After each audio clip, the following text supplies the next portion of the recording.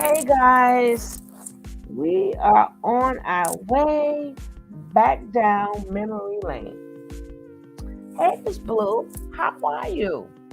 Because sometimes, people would like to know what was her start? Like, what was she doing? You know? So, when a couple of more of you guys come up in here, I'm going to show you where I started in the YouTube world, right? So,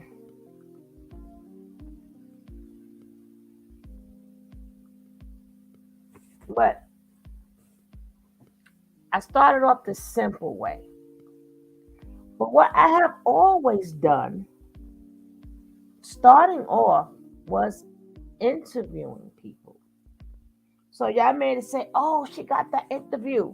No, technically, I started off being interviewing people, from around my way who I thought had a story to tell.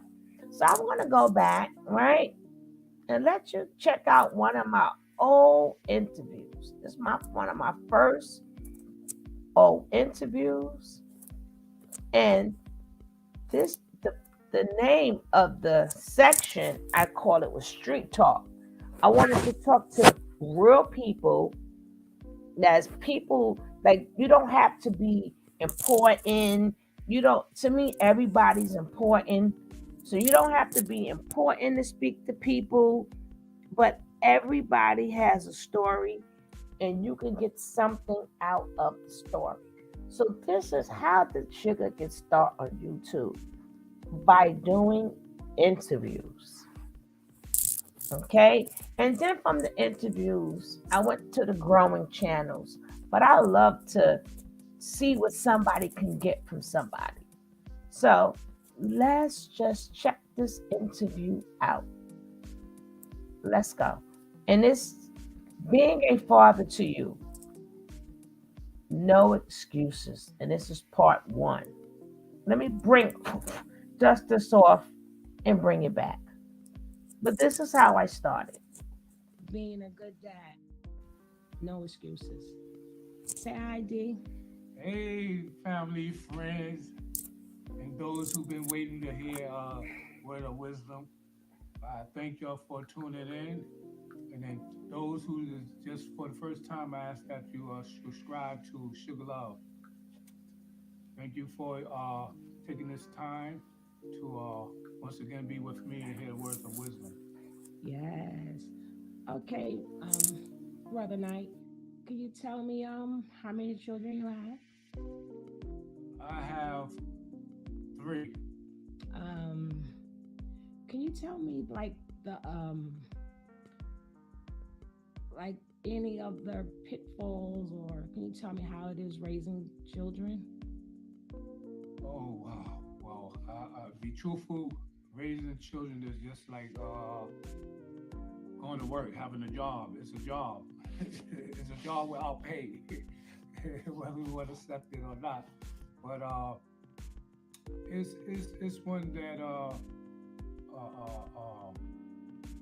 help you to understand type of person that you're dealing with. You know, I can't take nothing away from my children. God bless me with them to have them. So, you know, I thank God for my children. I thank God for the character that they have, the character that they display, and so that whatever is not good in their character or whatever, I can more shape it. Okay, Brother Knight. Okay, we always hear, all the time, men always complaining about their baby mothers, and that's why I don't see my kid, and baby mother this and baby mother that. That's why it's called no excuses. How do you deal with that?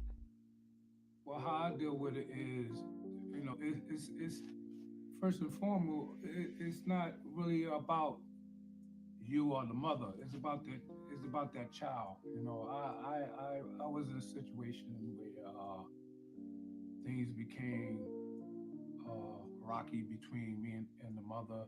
but I always put in my mind that, just like God loved me, I love my children. I won't abandon them, no matter what. So even though things may be rocky, I always put them first because they didn't ask to come here, you know. But uh, you have to look at it as a blessing. God bless you with life. So I took all the I took all the opportunity that I had with my children to be in a life, regardless of situations or problems that occurred. Always let them know that I was here, even though there's been some days that you know uh, problem was worse where I couldn't even go to the house, but I always came. Hold on. Don't go anywhere. I'm Lisa Nichols, and I'm here to tell you that an extraordinary, abundant life is within your. So they call my kids up in the window and listen, Dad, here, come on, let's go, you know. And I'm glad that other people recognize the work that I was doing because every time you see me, you see my children, and it was amazing that people was looking at me that I didn't know that was looking at me because one day I remember on Father's Day I had my two little kids and this lady from the neighborhood I didn't know. She said, "You know what? You are a wonderful, beautiful father. Every time I see you, you with your kids, no matter what." So it really touched me, and it just encouraged me more to just keep doing what you're doing, regardless of the problem situation. You know, because how you handle situation when you are dealing with kids, or it will affect their growth in some way. So I try to keep it positive and show them a positive outlook on their father. So how was you able to separate like the bad feelings between the mother and raising your kids? Because you have a lot of men that would not, see their kids the first thing. I mean, it's like you hear a lot of men dog out their baby mother or complain about the child support. You hear them talk more about that than the child. Like most of these men, they could tell you everything about the baby mother, but they don't even know their child's favorite color. It's like, how is it that some men put that that that feeling of the hatred for the mother and and stray away from the child?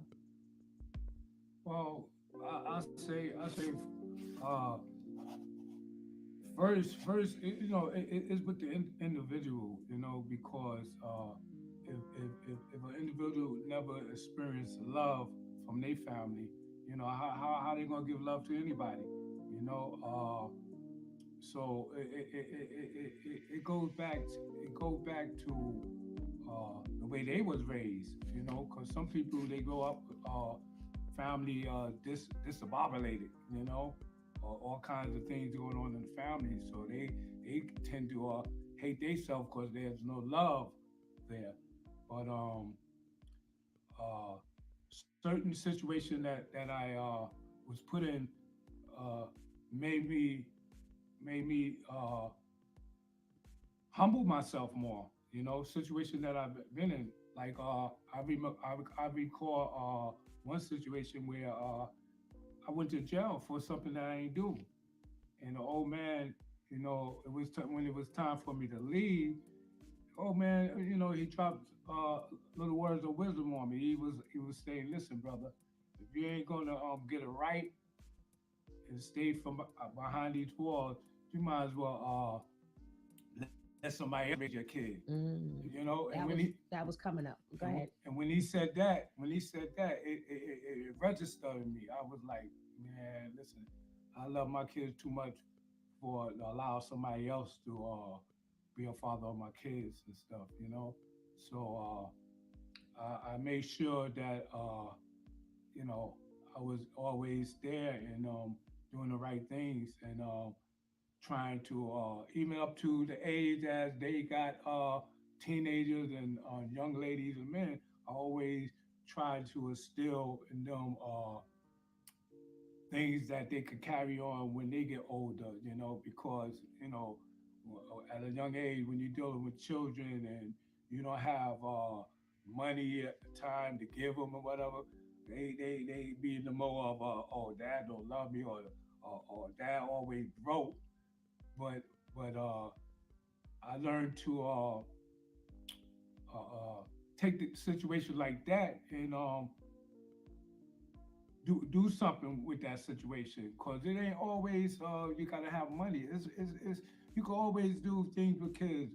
Kids, all kids want is time. I learned that only thing that kids want is your time. Okay, let me ask you a question upon that. Yes. Now, you hear a lot of people say that kids just want is time, which is absolutely correct. But how do you feel about child support? At Burlington, you can save a bundle on what you need to keep you and your family warm and looking great this winter.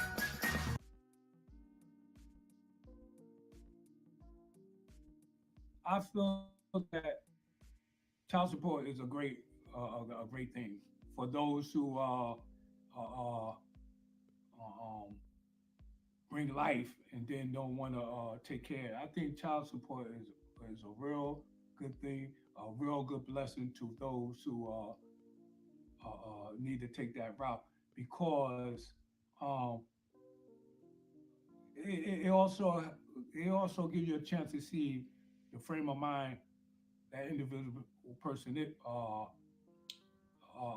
that individual person where their mind is at because you know most of the time people that you gotta take to child support and stuff like that those type of people who they only the only reason the only thing they had was to be with you to have you sex you out whatever and that's it. Later for support my kids. I can't even support myself. You know. Do you think that, like I said, it's being a good dad, no excuses? Do you think that that's an excuses when they said I can't support myself? Because you have a lot of men that don't realize that, for one, their kids may have eaten dinner, may not have eaten dinner. And two, you have a lot of men that don't realize, what their child is going through because let's say their moms moved on to like a new boyfriend, a new man. How do men sleep at night knowing that, their kids could be touched? Did they eat? Did not care about their well-being, but they care more about not paying child support or paying child support. And how does being that, how does that not go through people's mind? Well, first of all, I wouldn't even call them men. I wouldn't even call them men. They are child themselves because any true man, he's a man. A man is one that's going to take care of his responsibility, regardless of situation. You know, so I can't even fix my mouth to say But that. you see it in the news a lot. A lot of like this. The mom's boyfriend did this. A mom's boyfriend beat the child. Mom's boyfriend killed the baby. A mom's, you hear that a lot. And then the question always, people always go, well, the mother should have chosen better, but the mother wasn't the one who created. Well, sometime in those situations, it's a mother bringing somebody else in where she already had kids, you know, and after a while, it's like she give that person the right to be the father of the kids, and he ain't really the father. So then you have a situation where, hey, I don't have to take care of these kids. Yeah, but do you think that? the man that the mother's chosen is only doing them things to that child because there is no father presence. Because a lot of times, if a man know there's a father's presence and he's still in a child's life, he's gonna watch how he treat them kids. So you think a lot of that, a lot of that comes from the father not being in the picture, that they knew the mother's new boyfriend, they not his kids, and a lot of them just want the mother anyway. That's not their responsibility. So a lot of these kids get abused. You're right. A lot of them do get abused. Erica, just hit it. She don't work for you. She is mine. She go when I say go. Okay, now you. After league-wide vote, the league is officially on strike.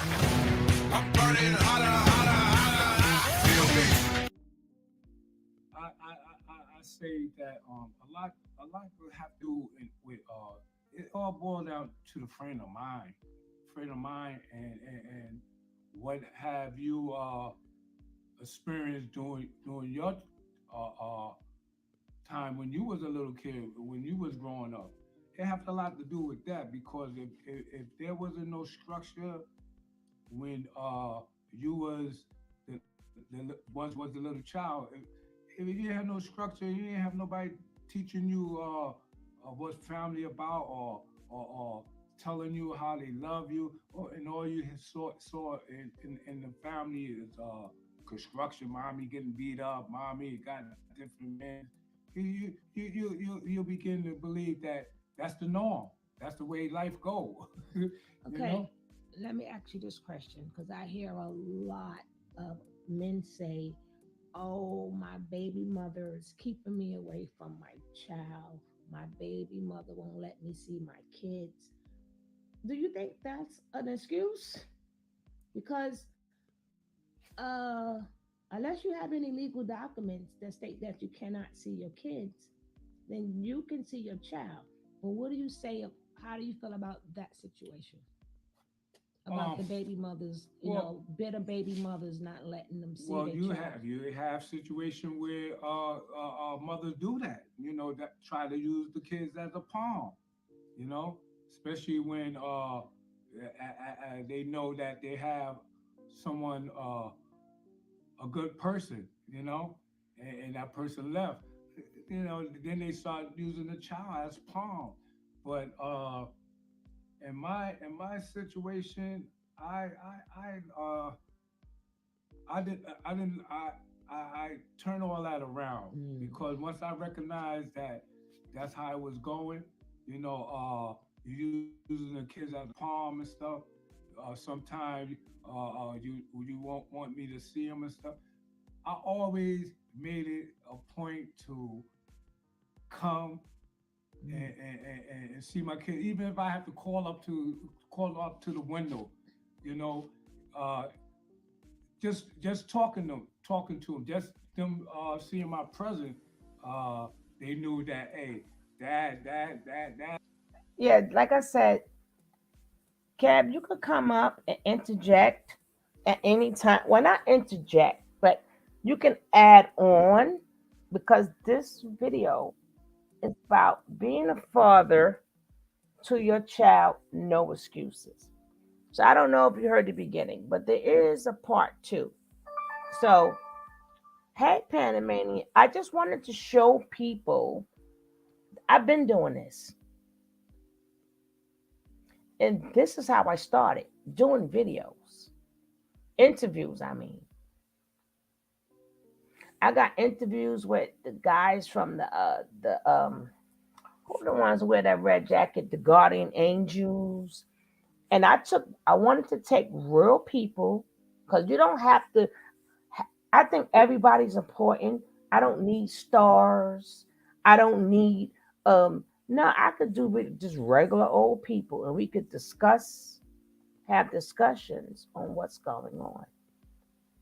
So if you hear me say a question and you want to intervene, feel free.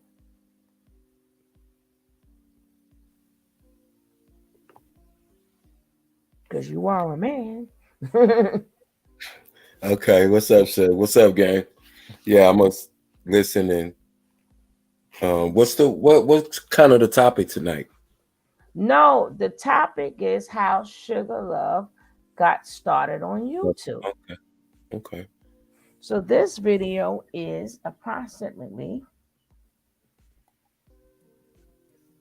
this video is over 3 years old, but it's technically going on 4 because I did this video like in May. I mean in March.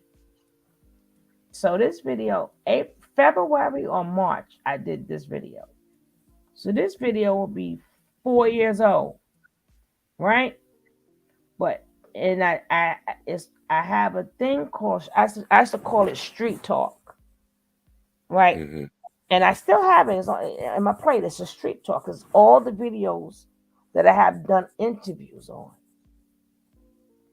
So I Right. wanted to show people I've been doing this. You do this. Been doing this. Yeah, I do this. I do this. So You know, it's interesting. You made this video almost 4 years ago, and same thing still applies. yeah, Father's still going through the same things. You know what I mean? yeah, we Or tried you know, to. Yeah, we try to cover some of everything. That was in his world.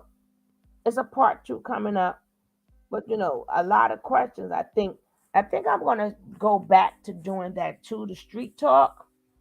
And then after I do the street talk, then put the video up, and then we could do commentation on it. Commentation. We could do com- I'm coming commentary. out with my own dictionary. What y'all laugh at today is gonna be in the dictionary tomorrow. But I think it'll be good doing that show going back because it'll show people that we really things haven't changed as much as we think they have because just using this video that's up, for instance, being a father to your child, no excuses, that still applies today, and that's the message I push right now, like, and I always have. But that just goes to show you we haven't made the progress we should because we're still dealing with the same situations. And you could take this video and let it play, and you could have said, hey, I interviewed this guy yesterday, and the same problems, the same obstacles, the same hurdles, the same excuses. You'll hear them from a video 4 years ago, and you can play one from 4 hours ago, and they'll sound the same. So I yeah, guess maybe that's the point. yeah, and I also my point was I don't know if I think because I did that interview, I'm like so happy. I'm like, no, I started off doing interviews, so they could see my style never changed. You ask the people question and you let them talk, and then like a lot of different things. But this is only a part 1. But I'm glad you came up because being that it's being a father to your child, I put no excuses because Right. that's all you hear is excuse after excuse That's my after mantra. excuse. Uh-huh. That's my mantra. Uh-huh. We could do that all day long. And that's what I was saying about, I guess that's the point, not your point, but for me, what I take and when I see things like this, I'm like, wow, same shit, different day. We gotta, I don't know, man. We gotta figure out how to change it up, Yeah, and And he was mhm. no, I'm just saying it's good watching old videos too, like you said, because you just even in that context of the last live, it wasn't even an interview, and that was the thing I think a lot of people didn't get.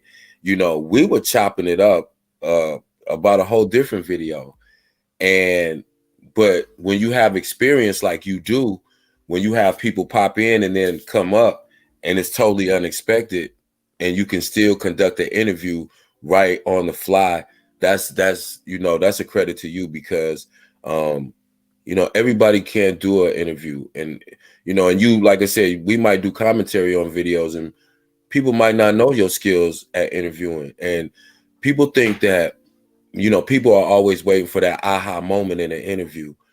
But the people who I watch in media, who do the best interviews, are the ones that don't get the aha moments or the got you statements, because very rarely are people going to say those things.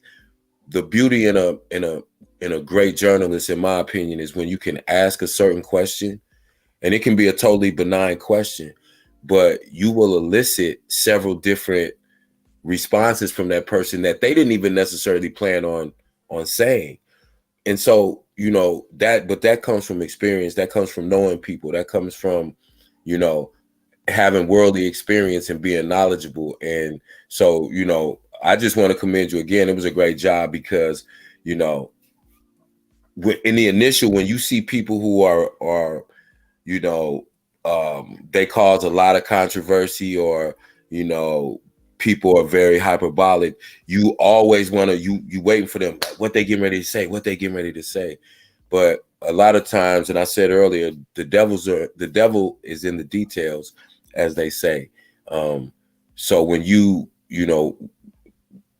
a lot of people, they don't know the art and the skill of interviewing somebody. So I'm glad you're showing your old interviews, just to show, like you said, you've been doing this. You know, you're a vet at this. So, I'm not a vet, but I was just saying that's what made me start the channel, because I really wanted to get people voices heard and people out there, because a lot of times, people think they get on these channels and they forget a lot of regular people got good information. They can help you too, but people always want to like push for like they skip past the whole world and try to, well, I need this interview with that one. No, yeah, no. So that's what street, because basically I met them in the street, even though we're not in the street, but street talk mean just regular yeah. people in the street. And I'm gonna have to show the part two. But then I'm gonna show y'all I have a lot of street talk videos. Like I said, I spoke to the guardian angels, I spoke to women, but I was the type of people like, okay, yo, if I knew you and I'm like, okay, this person had a lot of intellect. Yo, would you like, if I ask you some questions and, you know, you can relate, so I'm gonna let this finish. And like I said, being that you are a man, if I ask a particular question, you can answer it too, or you can save that and we're gonna interview you one day. Let's go. Dad is with her. Dad still love her, even though mom might the palm, you know, especially when Let me ask you this question, because I hear a lot of men say, "Oh, my baby mother is keeping me away from my child. My baby mother won't let me see my kids." Do you think that's an excuse? Because uh, unless you have any legal documents that state that you cannot see your kids, then you can see your child. But what do you say? How do you feel about that situation? About um the baby mothers, well bitter baby mothers not letting them see well their child. you have situation where mothers do that, that try to use the kids as a pawn, you know, especially when they know that they have someone, a good person, and that person left, then they start using the child as pawn. But You said Paul. in my situation, I didn't I didn't I turn all that around, Mm. because once I recognized that that's how it was going, you're using the kids as a palm and stuff. Sometimes you won't want me to see them and stuff. I always made it a point Hey, to Miss Kanky Curly. come and see my kid, even if I have to call up to the window, you know, uh, just talking to them, just them seeing my presence, uh, they knew that, hey, dad is with us, dad still love us, even though mom might tell us, oh well, today we can't see her, or feel angry about dad and taking it out on us by not letting us be with him. I always let let them know that my presence gonna be there, and It's so funny. Yeah. Okay, it's going on commercial. It's so funny. I just said this the other day. I just said this the other day. I said a woman cannot turn a child against a father unless the father presents evidence. That evidence will be your presence is not there. Like, and this man is telling the absolute truth. This is why I picked him to do the video. I have seen men who have a bitter baby mama cherub, and yes, he will go to that window. You couldn't keep him away. He may not went upstairs. Things may not been going right between the baby mother. I think I get into that somewhere down the line. I get into that maybe part one or part two. But that go to show you. I'm just letting you know. If a man want to be in his child's life, a woman cannot stop you. You try and make a way to see your kids. Like I said, no excuses. But I just was saying, and then he happens to say the same thing. Wow. Well, let's go, because this video is not really for me to commentate on. It's really for you just to see, take you back on how I started my channel. I just, it helped me to also uh, use a strategy for the mother. It also, because see, when people is angry or bitter, the best solution for that is love. Yes, You show them love, it can't e- be stay even through better. their bitterness. Because once you start showing love and start showing them that, hey, listen, uh, just because we separate, I don't have no bad feeling for you. I still love you. You're the kid. You're the child of my mother. I mean, you're the child of my kids. So You're the I'm gonna. mother of my You're the kids. mother. I Excuse me. got you. You're the mother. Excuse me. You're the mother of my kids. So I'm gonna do all in my best to make sure that uh, uh you ain't angry, you ain't bitter, because once you're happy, then I know my kids happy, and I know my kids are secure. You know. King Calf. Because they don't ever ask me questions. They ask you questions. Kev, What's up, sis? they don't ever ask me questions. They ask you the questions. Gary wants to know. I guess you want to know what's going on. I don't know if he's referring to the video or what's going on with you. Oh no, I think he was just speaking. What's up, G? Nah, yeah, I'll wait till the video get done playing. But you said something interesting in the video too. It's just like when you'll hear guys say all the time, I don't care whatever it take. I'm gonna get to the money. I'm gonna get to the bag. I'm gonna get that bag, whatever it take.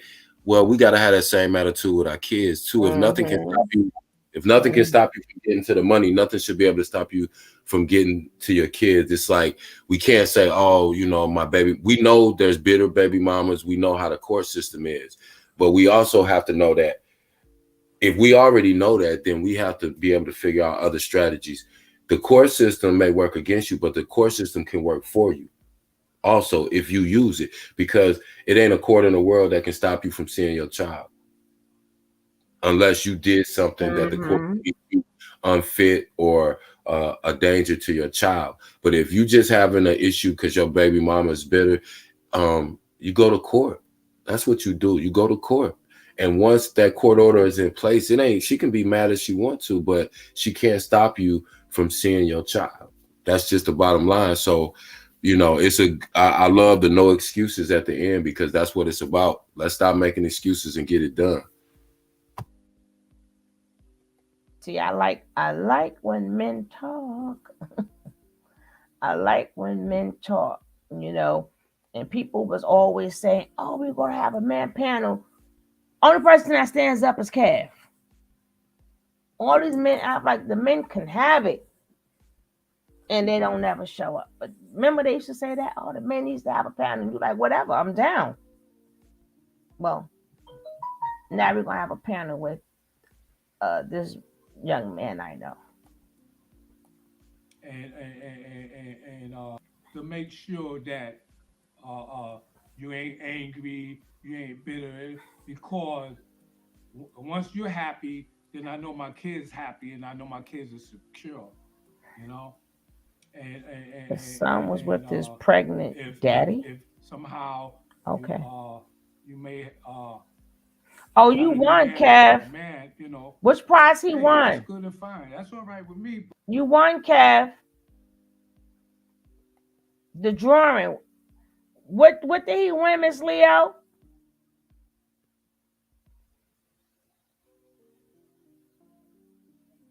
You put in for the lottery, Kev?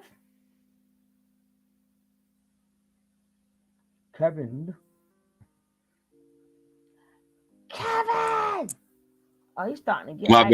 bad. I was typing in the chat. Yeah, I was on Miss Leo's live actually, and I heard her announce that I won. So Which I was happy one? about One, it. two, or three? I won the customized mugs. 3. Oh, so who won? Yeah. Who won? Congratulations. See? You see that? You I see won that? something yes I won something yesterday too. But damn, I know. I've been on the street. you on the Yeah, road, bro. That's what's yeah, up. I got in Fundi's raffle and I won some of her wine. So Look I'm at I'm that. Look at I'm that. patiently waiting See on that. that? Yeah, that's gonna be for Christmas. So That's yeah. that's because your heart is pure. I And you so notice, appreciate you, Miss and Leo. you notice every time I tell people all the time, you gotta learn to give and be good to people because it comes right back. It comes right back to you. And when you do something from your heart and your soul, the cap know what I'm talking about. Look at that. Look at that. Look Yep, at that. The yep, next day I want something. The next day you want something. And he's yep. still gonna have more blessings. This ain't Yep, even the that's how it beginning works. of it. He's gonna still have more blessings. Who won first prize and second prize? Ain't no congratulations, Kev. My name better be in that damn thing somewhere. Who won first and second prize? And maybe this time with the mug, you can make it the right way for your wife, please. Because remember, it's custom made. 'Cause what did you put on the other mug, Kev? I had well what she did, she kind of surprised me actually. It was like an avatar figure with a crown on it, and it said King Kev on Right, it. but it wasn't supposed to have been for it was supposed to be for the wife. So I now, know, you but she won also one sent for her a her. beautiful mug. Yeah, she sent her a beautiful mug also though. So Oh, right, right, right. Because I had it yeah, put as you had one for Christmas and you had one for something else. Oh, for yeah, being a mod. For being a mod. yeah, I yeah. bought everybody received 2 mugs. That was a mod And I at got that my time. pendant. I That got was my pendant special. that I That was absolutely love. I that was absolutely love special. my pendant. Yes, I That love was that pendant. special. And I That was wear it special. all the time. I wear that all the time. That's special to my heart. So I appreciate Miss Leo, on a whole nother level. So yeah, I was actually on her live. So I was saying I love your little glasses too, Miss Leo. My niece and my wife loved your little glasses. She had on some little funky futuristic glasses and did her little Oh, live. Yeah, she was real jazzy over there. So shout out all Miss right Leo. now. All right. See what supporting each other get you, man. Yo. That don't forget Miss Leo tomorrow at 3 o'clock. I know you're not doing a raffle, but you gotta keep every week. We gotta keep up supporting our stuff now. We gotta keep on supporting our stuff at 3 o'clock. Be on. Don't forget the sugar babes. Okay, I'm sorry, but remember, I may be breaking this video up, but you can still go to the original video. It's under the street talk. But I'm gonna let it be known that I'm the father of these kids. Mm. I'm the father of these kids. What they need, I will provide. You don't have to worry about anything but the relationship that you have with their mother. You know, uh, if any if any argument or you gotta put your hand on their mother, you know, please call me because my kids ain't used to that type of atmosphere. So I always make sure that I'm available for whatever situation that may occur in the house because I'm not in the present of the household. So I will always make sure that they know my presence ain't only just outside the house. My presence is also inside the house. I also, because I always used to ask my kids, how's things going in the household, you know, and uh, if it's a bad situation where the mother boyfriend talked it bad to them or raised their voice and stuff, I will give the mother the opportunity to address it. Mhm. And if she don't address it, then that's when I'll come in and address it.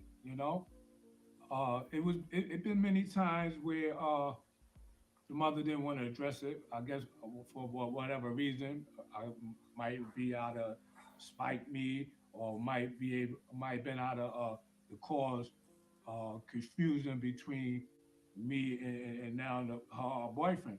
But I always came. Uh, if it was a situation, I always made sure I came and addressed that situation. That's the only time I will go and knock on the door. Other than that, other than that, I'll stay my distance. So when you see, knowing that, you go through the same thing that most men go through, like you done been through the bitter, the good, the bad, the ugly, what do you say to men who like would tell you these are the reasons why I don't? Because and you going through the same thing saying what that don't stop me. So what advice would you give them, or they just don't want it to be a good dad? Men like that, I would, like I said, I don't want to call them men, because they ain't men do men things. Men do take care of their responsibility. Just like I said, when I was a child, and now that I'm a man, I put Hmm. away childish things. Exactly. You know, I was down to talk to my doctor about Rubelsis. Ask your healthcare provider about Rubelsis today. I'm getting hit with my own commercials, damn it. men take care of their responsibility.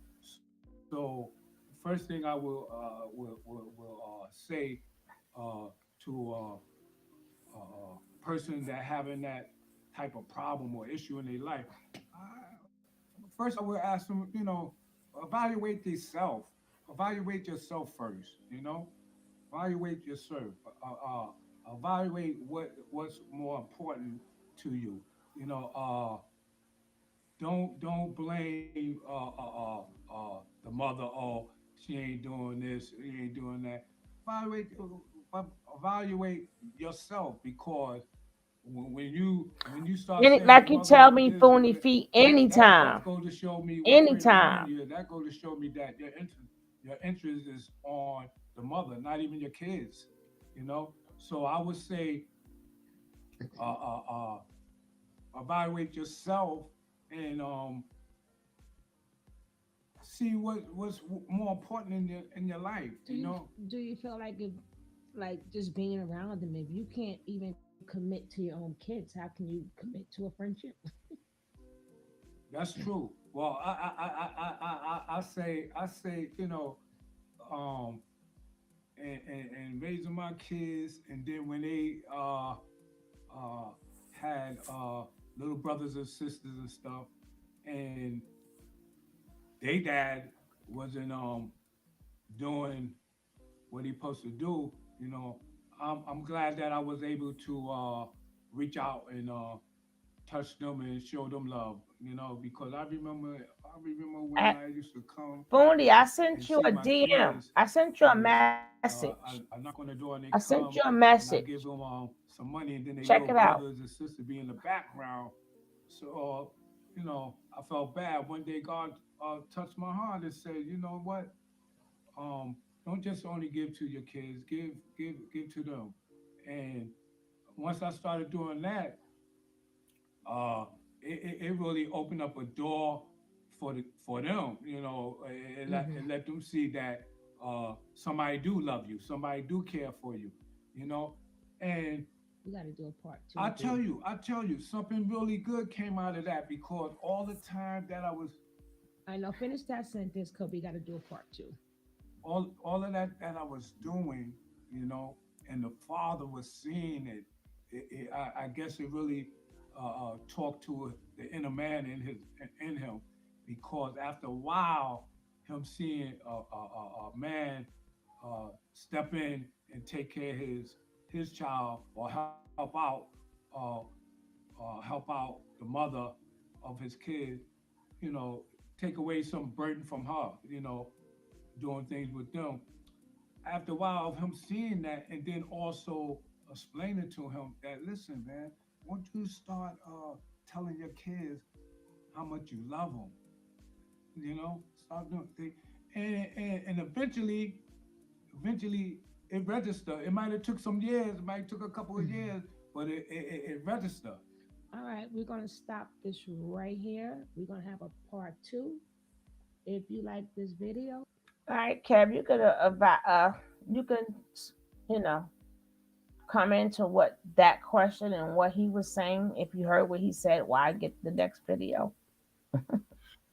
Okay, I kind of missed part of what he said, but I just want to ask a question to the ladies in the chat.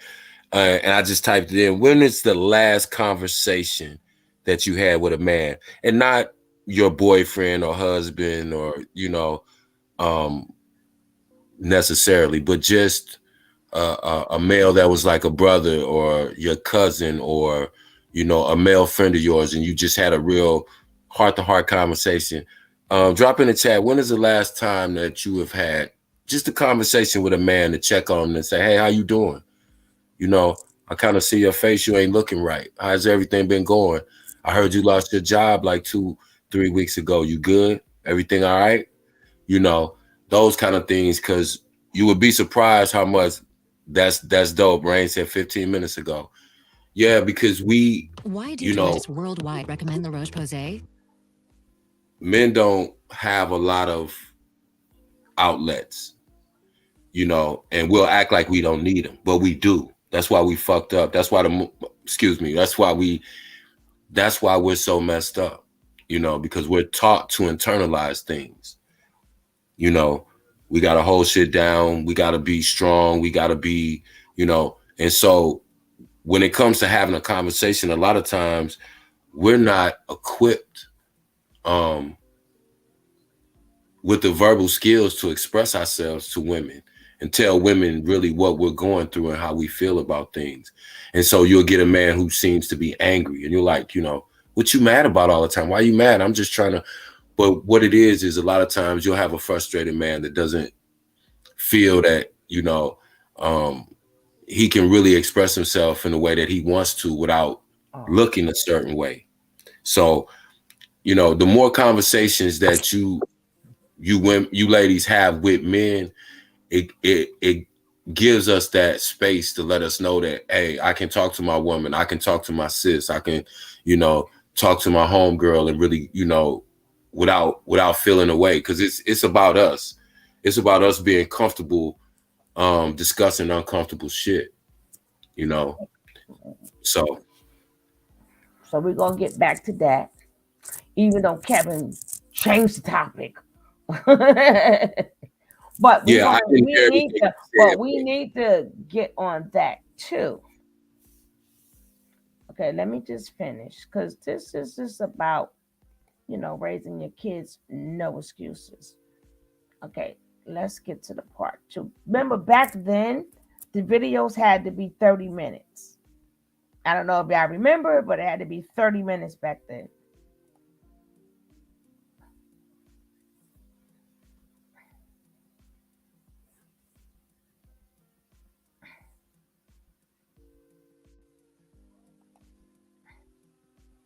Oh, so I'm mute. I feel the connection. Of, either it could be like a one night stand, a bad breakup, or whatever, that they never emotionally, they love their kids, but they just never emotionally connected. to the child? How do you feel about the connection between the emotional connection between the child? And you have some mothers like that too. Don't get me wrong.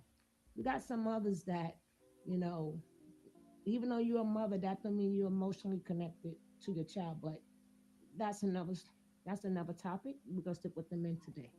How do you feel about that? I feel the connection, um, The emotional connection. emotional connection. Well, I'll give you an example with my older son. When he was young, there was a connection with him, but then me not living in the same household, you know, the mother, the mother started having relationships with Hmm. other men.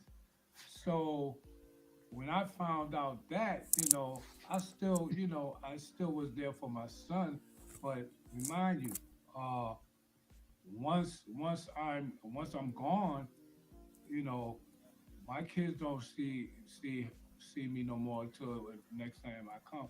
And I remember, uh, you know, uh, how his mother, there was an incident when I came there. I came there, and another guy was there, you know.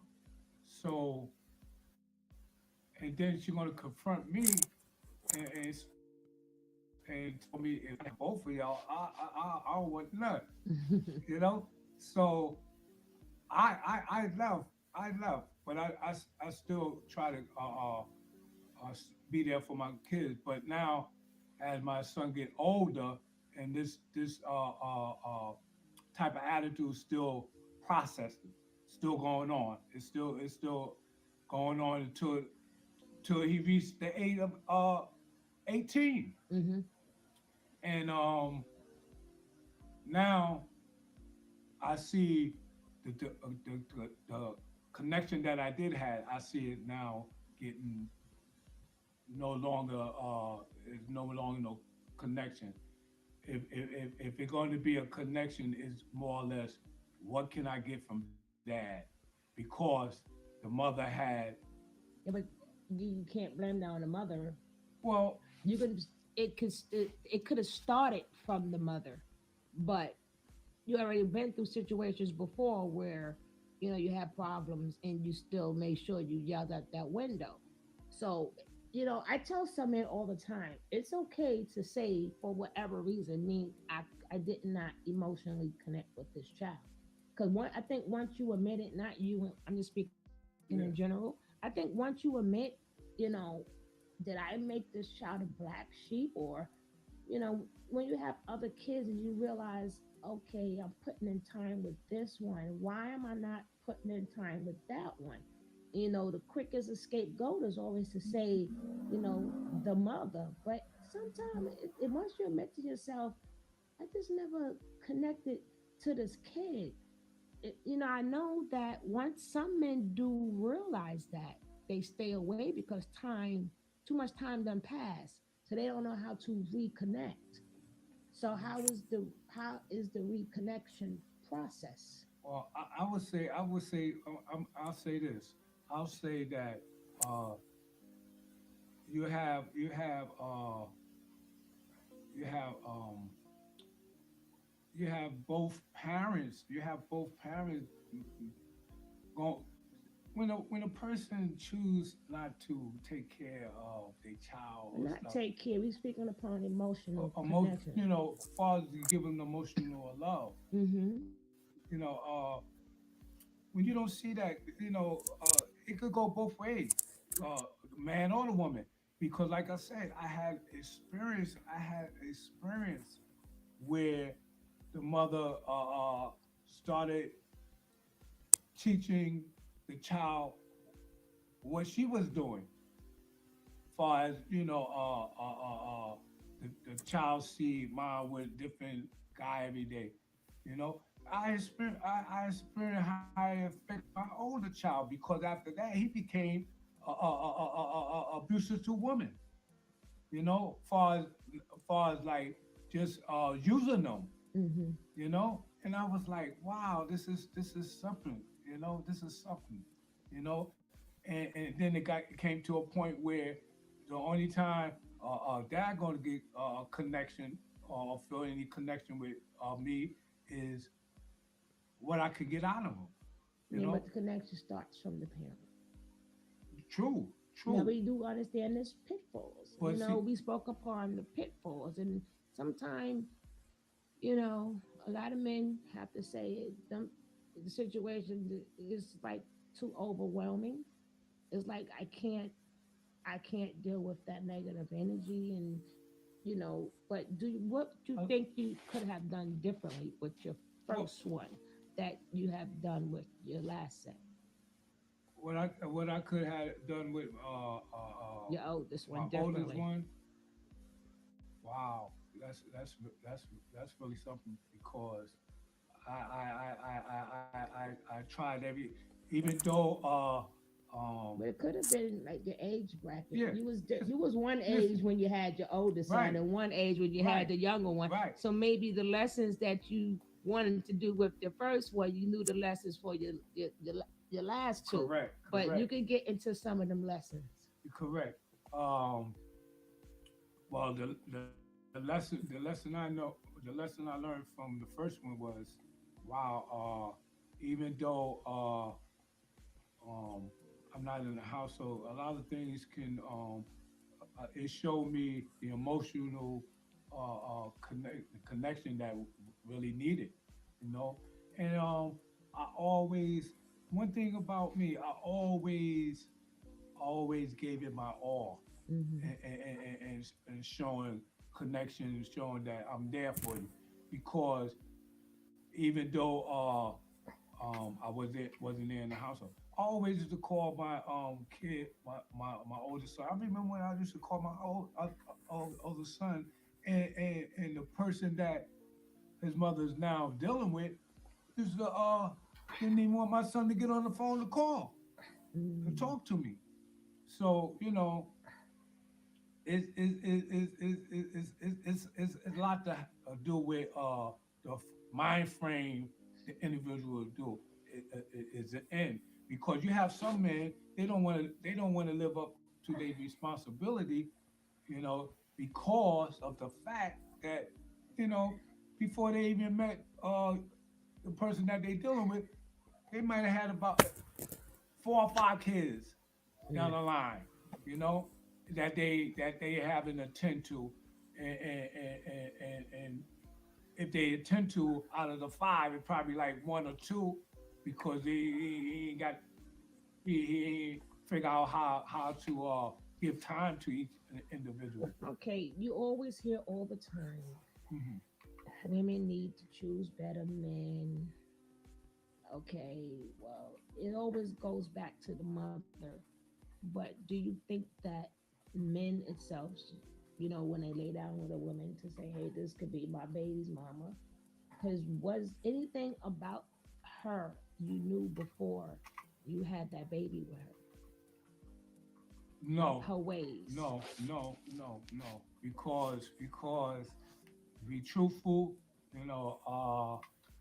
being a young man, I was caught up into the flesh of a female, the lust of a female, So instead of coming to the table and letting me know what I expect or what she expect from me, it was more or less, let me see if I like what I could get in the past, if I like how that go about, then I could consider uh, if I like the other aspect that come with it, So that's the main reason some uh relationships go haywire, because if you started off with getting in one pass, that's what your mind gonna process. Yeah. That's what's gonna be the focus. So after and then sometimes both parties get stuck in that, Mm-hmm. and then before you know it, pop go a weasel. They got a baby. Now the baby suffered because uh, it wasn't no emotional attachment There. with there with the mother and Right. father. Right. Right. You know, Exactly. it was a lust thing. You know, so now uh, uh, uh, it's like, oh, child see me when he see me, and then when he do see you, he ain't really seeing you because you ain't spending no time. He ain't captivating the mind of that child. You know, I and it's a shame. You know, I don't blame nothing on my kid's mother. You know, I love my kid's mother, and sometimes in life, you know, people is just meant to be with people just for a season. You Yeah. know, so we gotta recognize if this person is just if I'm here just to learn something from this person and move on.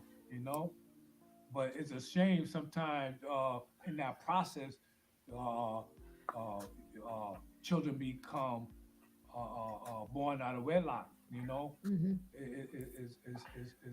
is something, but I still feel strongly, even though when that happened, you know, hey, take care of your responsibility. You Yeah. know, So you think that, because force, you can't force yourself to have emotional connections. I think that's a great point that you just said. You can still take care of your responsibilities. A lot of men, you can't force it. If you don't have a Exactly, connection with Kev. that child Can't for no whatever man take purpose your in life, you're place. still supposed If to you, take care of your responsibilities. But some men, being that they don't have the emotional connection, they don't want to take care of they don't want to take care of the right, stupid. responsibility because they don't feel connected to the responsibility. How do you feel about that? well, like I said, it all gotta go. It gotta go back. I take it back. It gotta go back to the parents. It go back to the parents because if that child is in a household where there's no love being given and all he see is mommy and daddy fighting and all that chaos, uh, you're gonna think that's the norm. I, listen, I've been involved with people that didn't have no family, uh, uh, uh, uh, uh, uh, uh, no family whatsoever, uh, uh, um, structure in their Mm-hmm. life. You know, they ain't know nothing about family structure, no love, no nothing. You know, it's just whatever they learned uh, along the way became uh, uh, uh, uh, Hey, they structure of Molly. things. It became their way of life, and you can't. I'm not gonna change it. This is what I know. You know. And guys, on the Tony T channel, hopefully, me and Kev is going to get back to maybe we can like find interviews with people who want to have like real talk. We want to get back to them real talk type of conversations. So we're going to, but I still wanted to show you. I'm going to let this finish. And Kev can cut in at any part of time. Molly, don't forget tomorrow. Please show up at 3 o'clock so you can present your channel and do a little talking so we can see, and then people can grow from you. You can grow from them. I don't know how much Kevin was listening, but what is your point of view on this? Well, what in particular, Suge? I was listening, but what like specifically what you Whatever part that you rang to your head and you say, okay, I can add on to this. well, like if you're present in your kid's life, a lot of the things that he's speaking about, it's not that they won't exist, but they won't be as prevalent. Like, you know, a lot of times I hear men talking about, you know, their child's mother's new boyfriend, and he won't let my child get on the phone.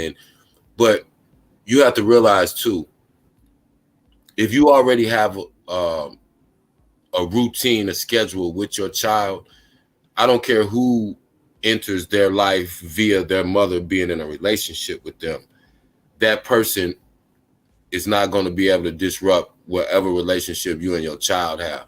Now, if she's not letting your child talk on the phone because of her boyfriend, then that's a whole nother issue. But generally, and this is what I found, if you're present in your child's life, that other man is not going to test you. He's not going to test you. He's not. He's not going to test you like that. Yeah. Now, him personally, he ain't let nothing stop him from seeing his kids, and a lot of stuff was thrown his way. And he said he used to call his kids up out the window. He not lying. But some of these questions was like just regular scenarios. You know, he has an emotional connection with his kids. But I was asking him, how do he feel? And I did a video on that because I've come to find out that some parents do not have an emotional connection with their kids. Some parents, some fathers, being that lady was like a one-night stand, and then now he got this baby, he never felt for the mother. So even though he may financially take care of his kids, but a lot of times, and somebody else said, when you really don't love the mother, it's really hard to connect to that kid. Just like some mothers, you know, maybe they didn't connect to their kids because the dream that they had of being a family, and they saw it as a family. And once that man left, it's just like she disconnected from the child. And you have some mothers, they got the postpartum depression, which was never, ever, she had all her little cups, which was never, ever treated. And usually when you got postpartum depression, there is no connection to that child. And if you don't get that treated, it's like, I mean, everybody's different, because for some people it can last a shorter period of time. Some people it can last years. And you can't force a connection that you don't have.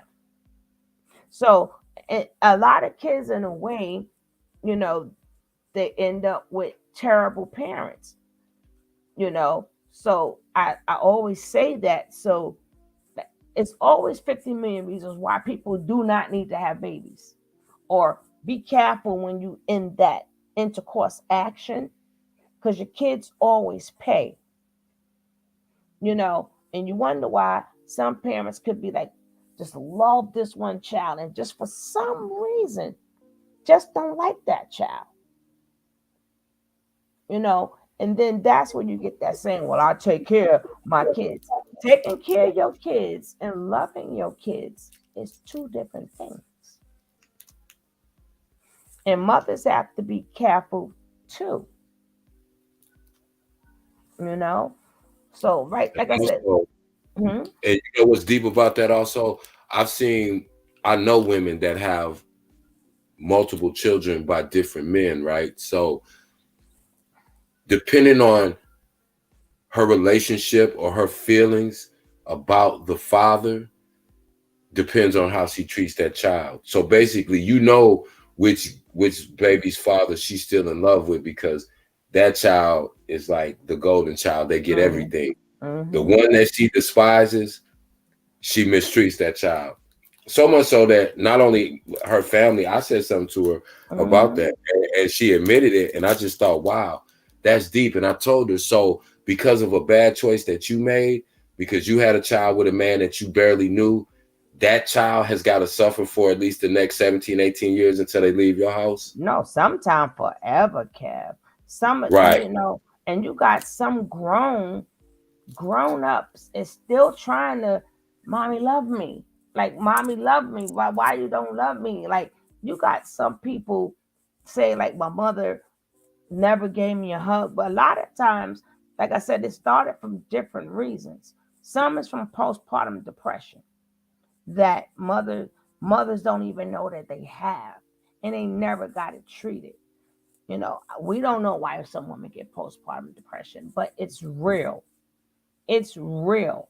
And a lot of men too busy doing them, they don't notice that the mother is not bonding with that child. They don't notice why the mother is so irritable. They don't notice why that woman changed, because people don't speak upon it. So a lot of people, some men, I mean, some women catch on, some women go get help. Some they'll speak to their doctor, and the doctor will be like, okay, you had, and then they'll seek therapy.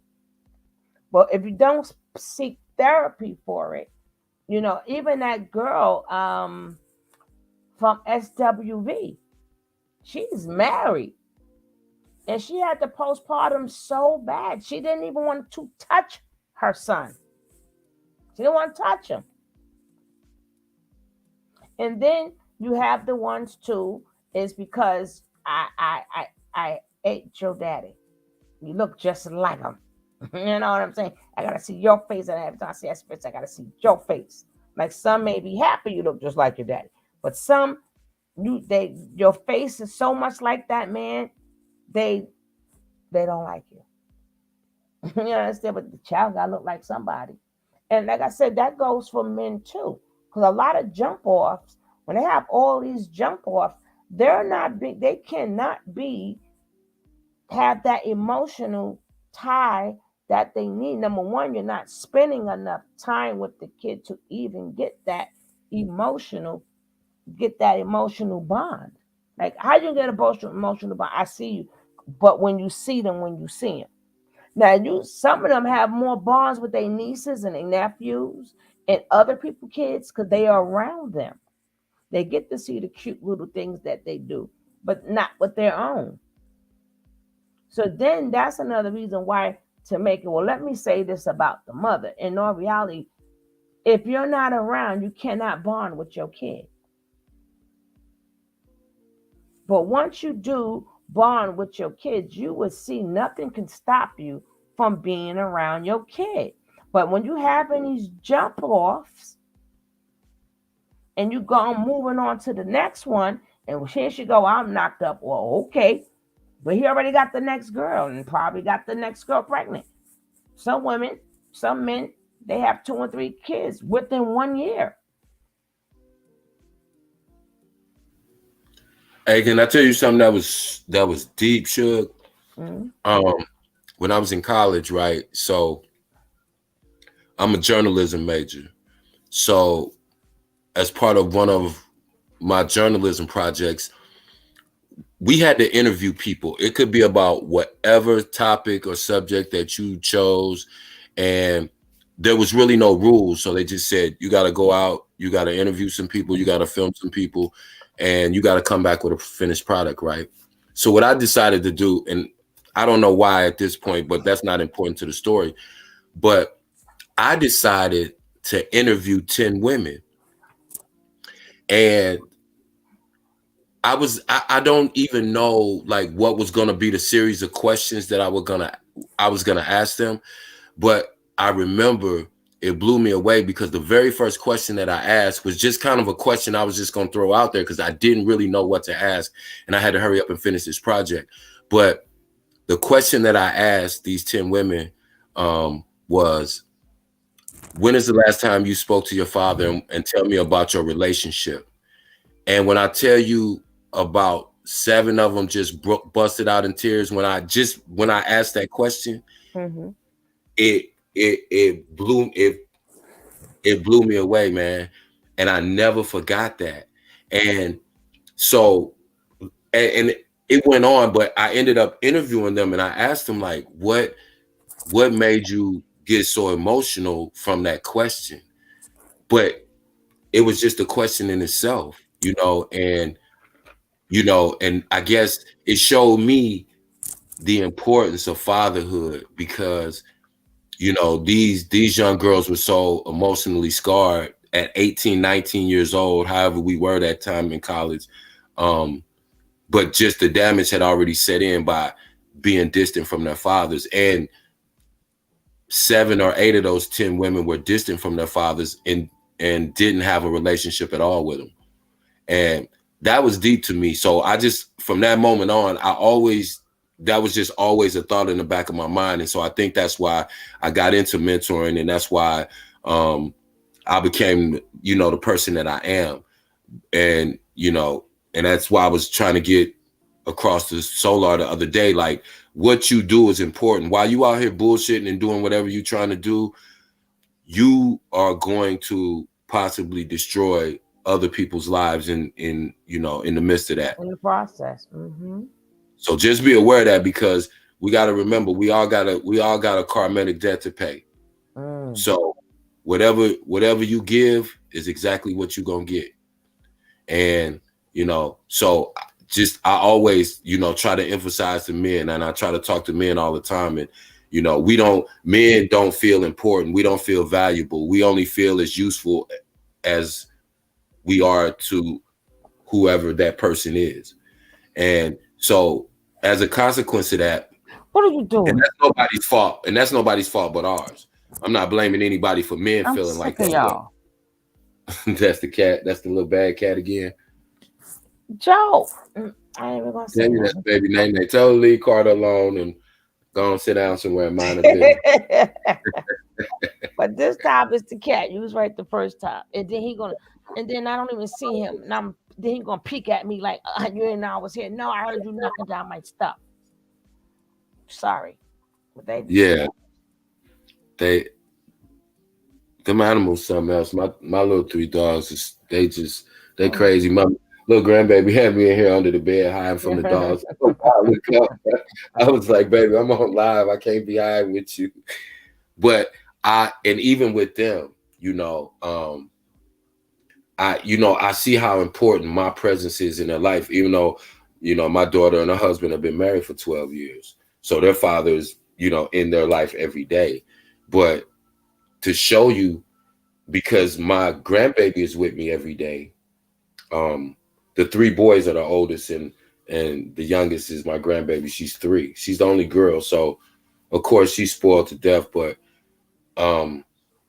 you know, her dad, my son-in-law, came to me and he was like, you know, Pop, I mean, no offense, but you know, why Johnny call you daddy all the time? I said, well, because she heard my daughter, you know, calling me daddy all the time. And so he was like, well, you think she know the difference? I said, yeah, she knows the difference. You with her every day, but she with me every day too. But she knows who I am. But I said, that's not a bad thing. She got 2 men that she can depend on, that she can count on, that, you know, and so that gives her another level of reassurance.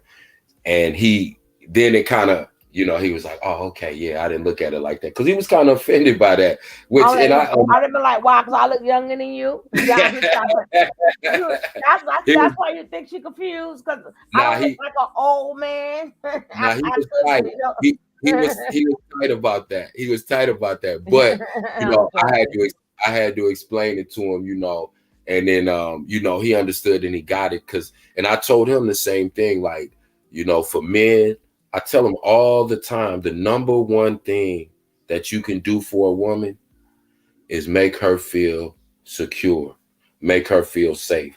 That's the best thing you could do for a woman. Everything else will fall into place after that. But if a woman never feels secure and safe with you, she's not going to trust you with anything else. She's not going to trust you with money. She's not going to trust you with your own kids. She's not going to trust you with her life.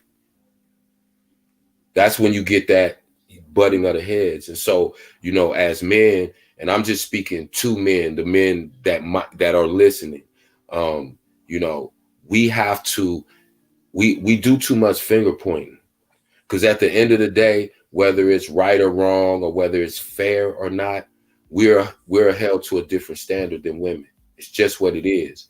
And so you have to rise to the occasion if you want to be a husband, if you want to be a father, because it's not just the fact that you can marry a woman and that you can reproduce a child. When I say be a father, it's a responsibility to that. You have to be up to that challenge. You know, Yeah, if you're but a not lot ready, of men, the sad part is a lot of men are not. You understand what I'm saying? There's a lot of men, like you can't give a man who has nothing but jump. Even Nick Carter said, "Hey, I spread myself too thin." Right? yeah, So that means that, well, we already know Mariah, he has a bond with Mariah kids because that came out of his marriage, right?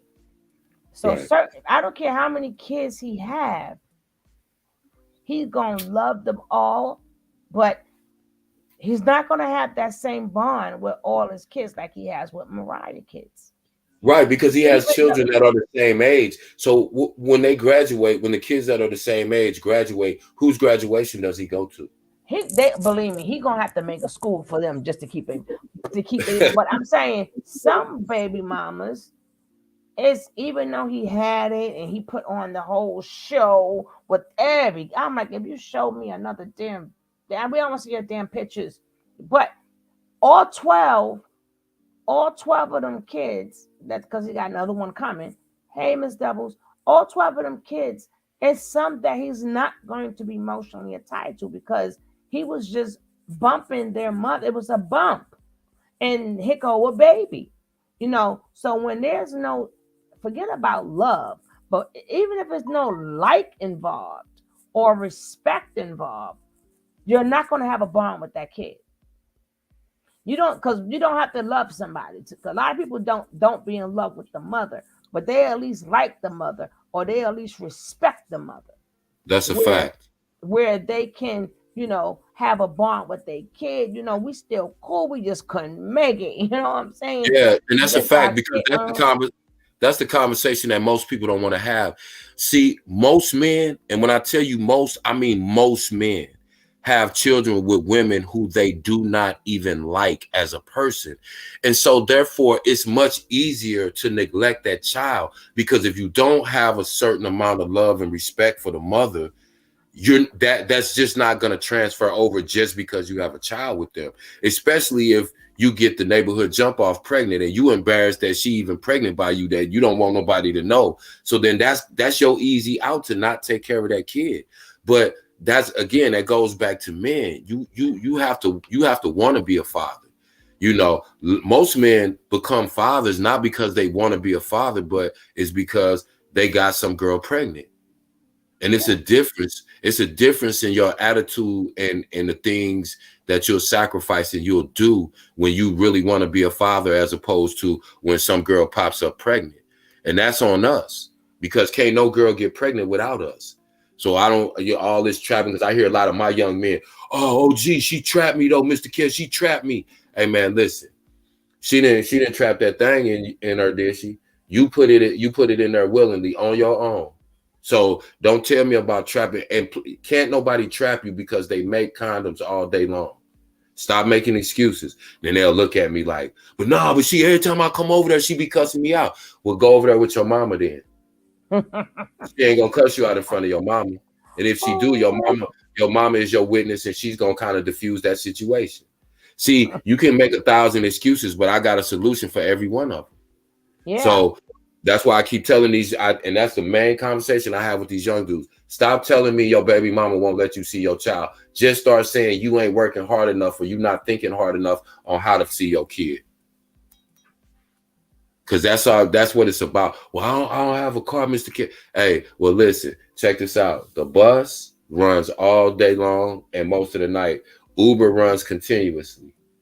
You'll figure it out, bro. If you really want to do it, you'll figure it out. But a lot of them out now have to see her, or I got to deal with her, or God forbid if she didn't look.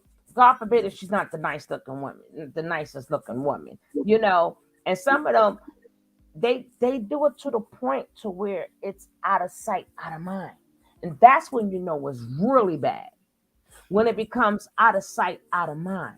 Because after a while, they know that they're doing it.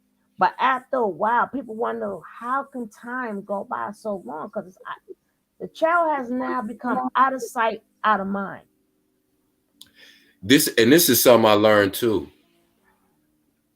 Usually, men who work take care of their children because it's not just a financial aspect, it's a discipline to it. So one of my young men said to me, but Miss Kev, every time I go over there, she always in my face, she hollering, cussing me out, disrespecting me.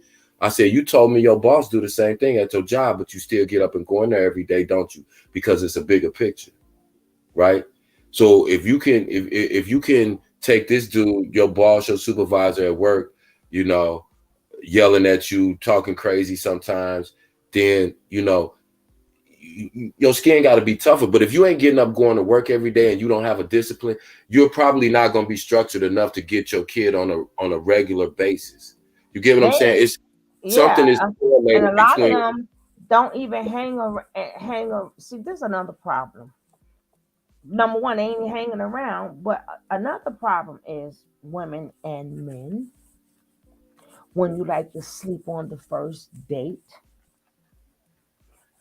maybe go to the second date. Or sometimes you could be with a man for a little bit. But two dumb people forgot to ask them their names. Yeah. I have come across a lot of women, and I even showed that. It's crazy. Now that I'm thinking about it, I even showed that on one of the videos when some women was having kids. What's the man name? All you know is their street name. Like you, Or all they know them is by their Instagram name, which right? is crazy. Exactly. But you're right. Well, street name, Instagram name. You never. They didn't even like being that you never met their mother. They don't know you enough to say, well, my real name is blah blah blah, because you never got to that point yet. But now you stuck with a baby, and you don't even know the man's name. You couldn't even look for him. You got to go down. Yo, Ray, you seen Poop Poop? Well, Poop Poop You know baby, what? you know what I'm saying? They call me Lil Duty. That's all you know, Lil Duty. And then your Yeah, baby. you know what I'm saying? So Yeah, that's I'm all. like, That's crazy. but that is rampant, especially if you meet a lot of these men. A lot of these men, they don't even know the girl who they was sleeping with. All I know, they Know nothing about it. All they call it Shasha. But now we got a baby here that's born, that's going to be neglected because they don't even know each other first or last name. They don't know their last names a lot of times. And that's something that people don't like to give you, which they shouldn't, because they don't really know you. So then you should really use protection then.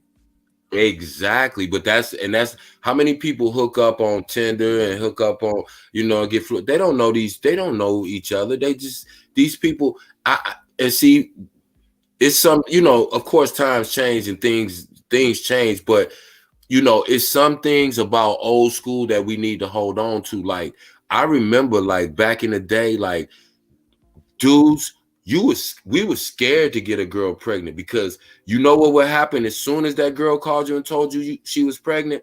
She'll say, hold on. And she finna put her mama on the phone, and her mama's gonna say, yeah, this is Miss So-and-so. Put your mama on the phone. And they're gonna get an understanding. And it's gonna be you know what I'm saying? They don't, it is not just, oh, well, her baby daddy ain't around. No, if you didn't take care of that baby back in the day, that girl's mother would call your mother and talk to your mother and be like, listen, provided they were young, but even if we were, in our young 20s, 20, 21, we might have been out on our own. Some of us wasn't, but even those of us that were out on our own, her mother would call your mother and say, listen, we got to figure something out because I can't take care of this baby. I'm barely taking care of her. I need some help. What can we do? What can, and they would, and I'm telling you, and then your mama would come up with an understanding. If you was one of them that didn't take care of your baby, she'll go to you and say, look, let me tell you something. Miss So-and-so just called me, told me you ain't been taking nothing over there for that baby. So I sent her $500. So what you going to do is you going to start giving me $100 every time you get paid and pay me back for taking care of that baby. Yeah, that was back in the day for real. That was how it was. So, and it wasn't none of that. Oh, my baby daddy don't take care of his. No, it didn't happen. And especially if you was in a Caribbean family such as myself, they didn't play that. You can't come. You're not welcome to no Thanksgiving, Christmas dinner, no New Year's parties if you don't take care of your kid, because they're gonna ask you every time they see you, where the baby? Where's her mama? Okay, what you finna come over and eat and take two plates and you ain't got to play for that girl and that baby? No sir. Mm-hmm. That's how my family. And They it's didn't play sad that. now with the Caribbean people. Mm-hmm. They're not. They're run. I mean, look at Jamaica, and I did a video on that. The men is hitting and splitting like it ain't nothing. It's so many of these poor babies, and it's in rampant because they're in smaller spaces, and the father is just not there. It's just not there, and it's happening more and more and more, and it's crazy. And now these kids are raising themselves. These kids are raising themselves. Even mama's tired because a lot of them, remember, they don't have no money. So there ain't no washing machine. Mama got to wash them clothes. You know what I'm saying? A lot of things mama have to do on her own. She have to cook, she have to clean, she have to wash clothes. And then when some of the kids start getting older, they get the responsibilities to them. But there is no money. And then it's sad. But men should automatically know. And I don't know why they don't understand this. But then you don't mind going to these shows. If there's no men in the house and there is no money, women, depending on where you at, they take to the streets. So it's like once a man leave their kids, it's like you inviting him to, I'm inviting you to go to the game. Go ahead, but I ain't gonna be your dad. Go ahead with them. Or I'm inviting you to do something strange for some change. Because especially in these poorer countries, but then people think it's cute when they're going and they getting these. Your daughter will be up next. Because there's no money. That's the quickest way. I'm sorry. It's always gonna be the quickest way to get some money. Man gonna pay for some tang. You understand what I'm saying? And then that's the quickest way of getting your son to join these gangs because they want a father figure. Yeah, and see, that's another unintended consequence. When a man leaves the presence of his son's life, that son, what do all young men say? I had to be the man of the house. So that even if later on in his life you try to come back into his life, he gonna say, I don't need you. I'm already a man. I had to take. So they automatically lose respect for you because they feel like they had to do your job. So they'll never respect you in that sense. But I have girls but I have one son. My son always knew that when he was under my roof, I was the provider, I was the protector. So he never felt like he had to be the man of the house. That wasn't his burden to bear. That wasn't his responsibility. And I always hear women say, this my man and he the man of the house. Stop telling little boys that, because what it does, it gives them a false sense of manhood. So when they start dating women, what they do is they're the man of the house.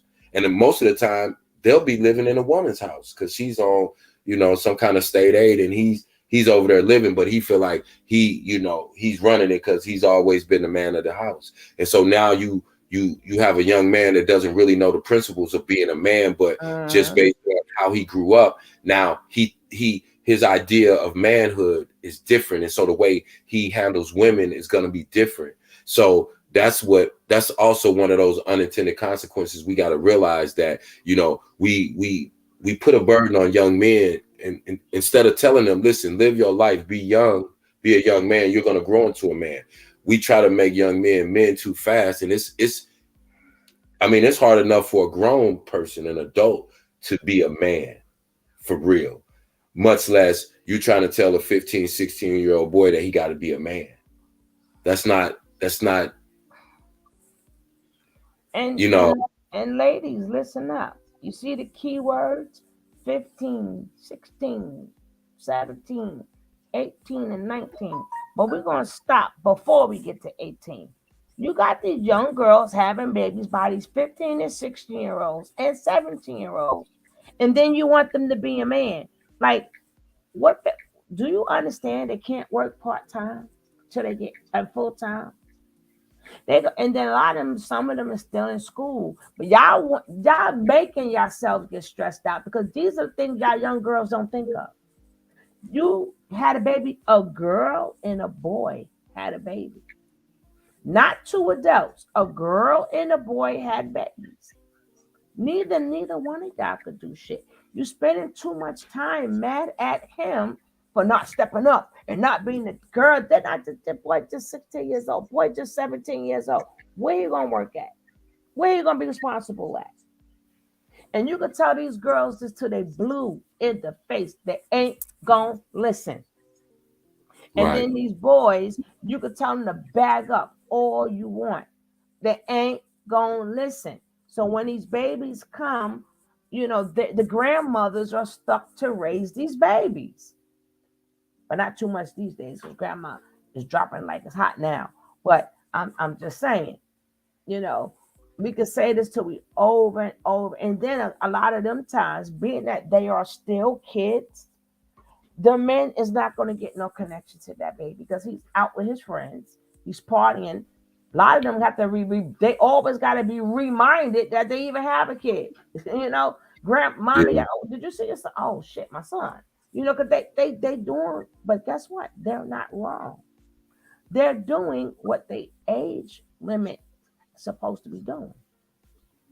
They supposed to be out there having fun. They're supposed to be doing these things. But these young girls, you want to back it on up and get their thing hard, and a lot of these men gotta say, listen, you better pull the fuck out. A lot of these older folks saying, you know what I'm saying? They're not teaching and let me say this too, because this is getting out of control too. I'm sorry. No, this is to all the ladies that are 40 and over. Leave these little boys alone, these little 25, 26, 27-year-old boys alone, and you 40. Damn it. And then they'll mess around and get pregnant by them. Cut it out. I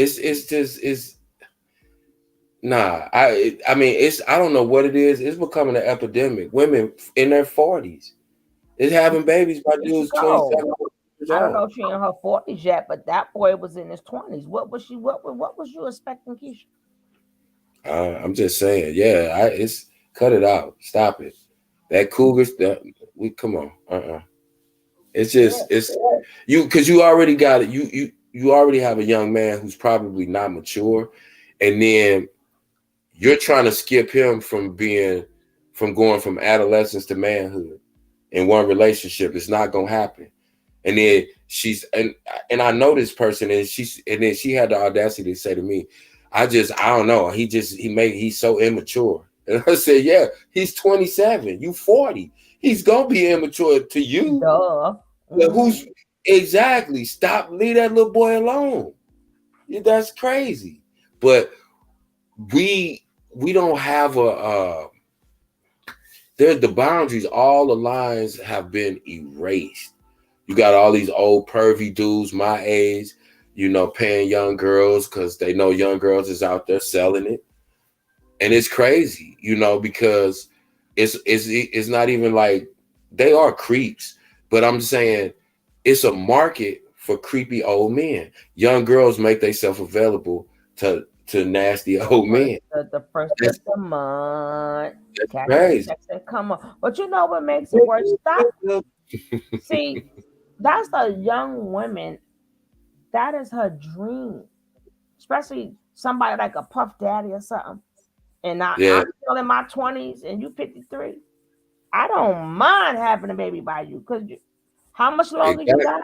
How much longer you got? That's what I'm saying. And even if what Young Miami is not looking at is before you, Young Miami, look at Cassie. Cassie was you before you got there.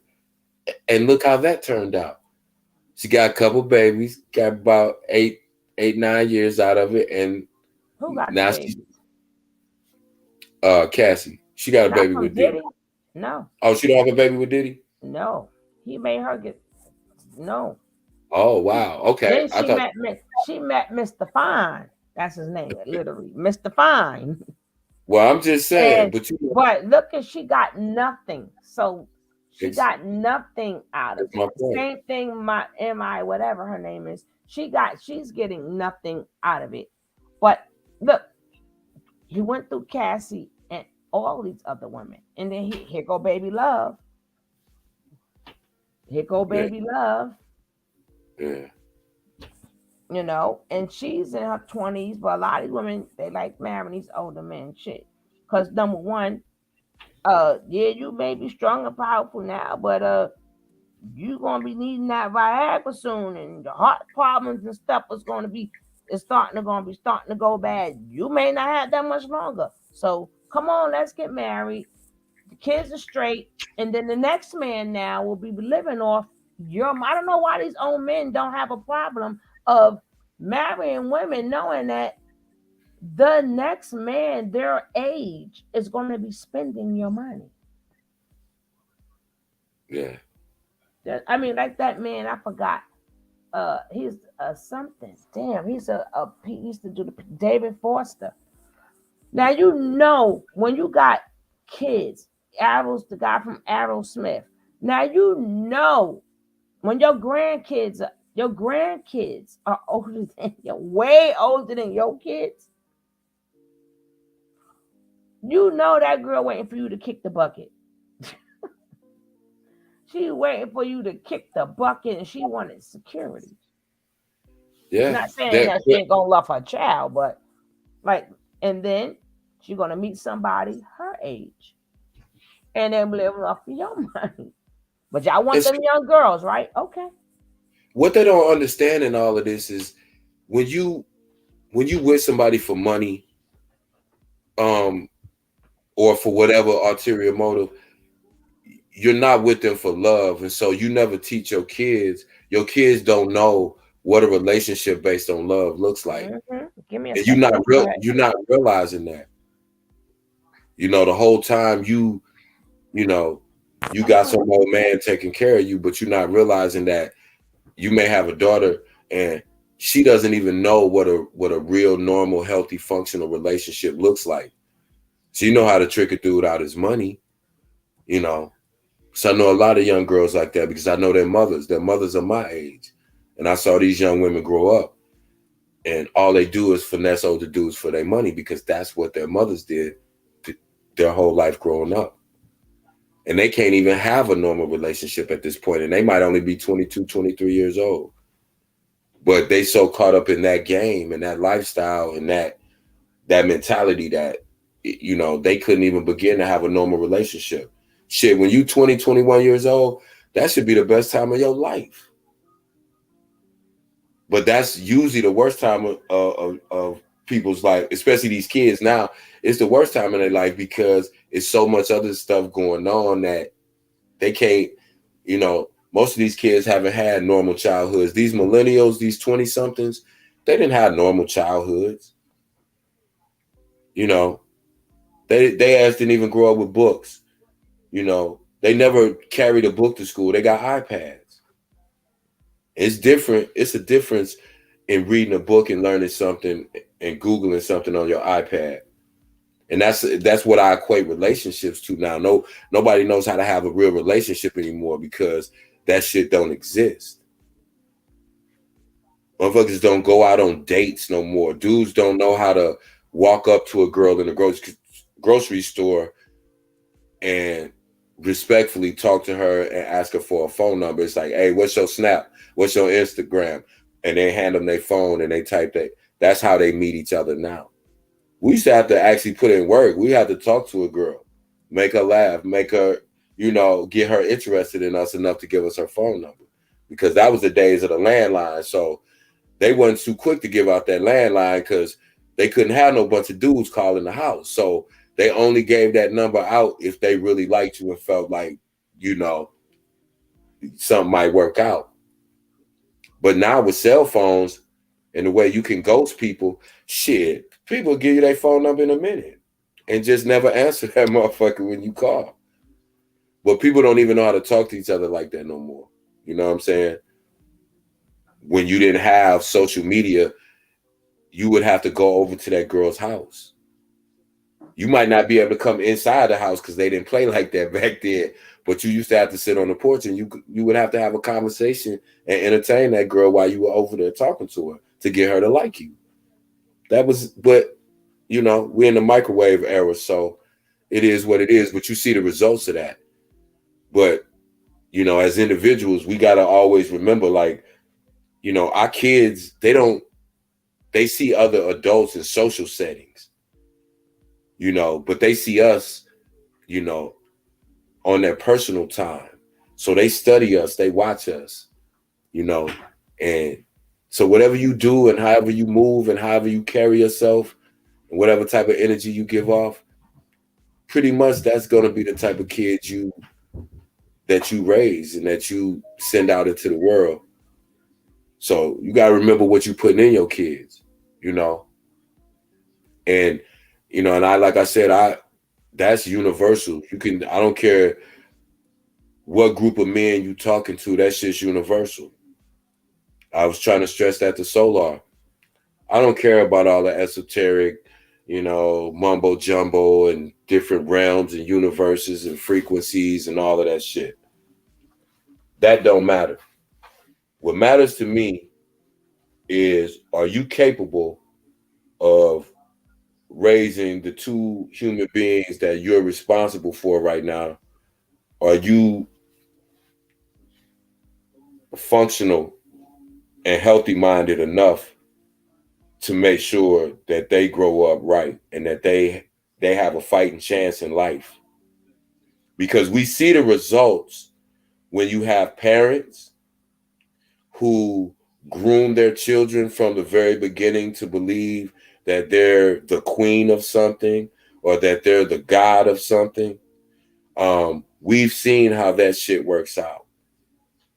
You know, we got to get back to the basic shit, the basics. Like, you know, there is a right and a wrong. It ain't just what you want to do. It's a right and a wrong to shit. And it's not just what you want to do or what you think is right. There is a right and there is a wrong. Now, to what degree you want to, you know, adhere to either one of those, that's on you. But we got to stop lying about, you know, who we are and what we do. You know, if we want better relationships between Black men and women, then we have to get better ourselves. And then we can only interact and have children with those who are like us. That's just the bottom line. You can't take some dude that's in the street, think you're going to get pregnant by him, then he's going to turn into a family man. It don't work like that. It don't work like that. You know, and people change, but my thing too with that, if a person changes, then let them change, and then you deal with them when they're a changed person.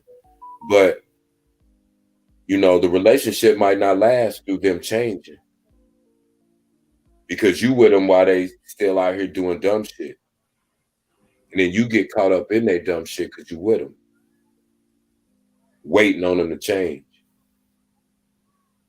or waiting on some man to stop beating on you. People are who they are. They show you who they are because people can't fake the funk that long. It's like I said, you can't have you gotta, you know, every excuse in the world for being in the cold. We were brainwashed. Well, how long were you brainwashed? Because it seemed like it didn't take you that long to snap out of it when he was in jail. So when did you find out it was a lie? And why did you stay after you found out it was a lie? You can say what you want to say, but let's stop faking the funk. Let's be real.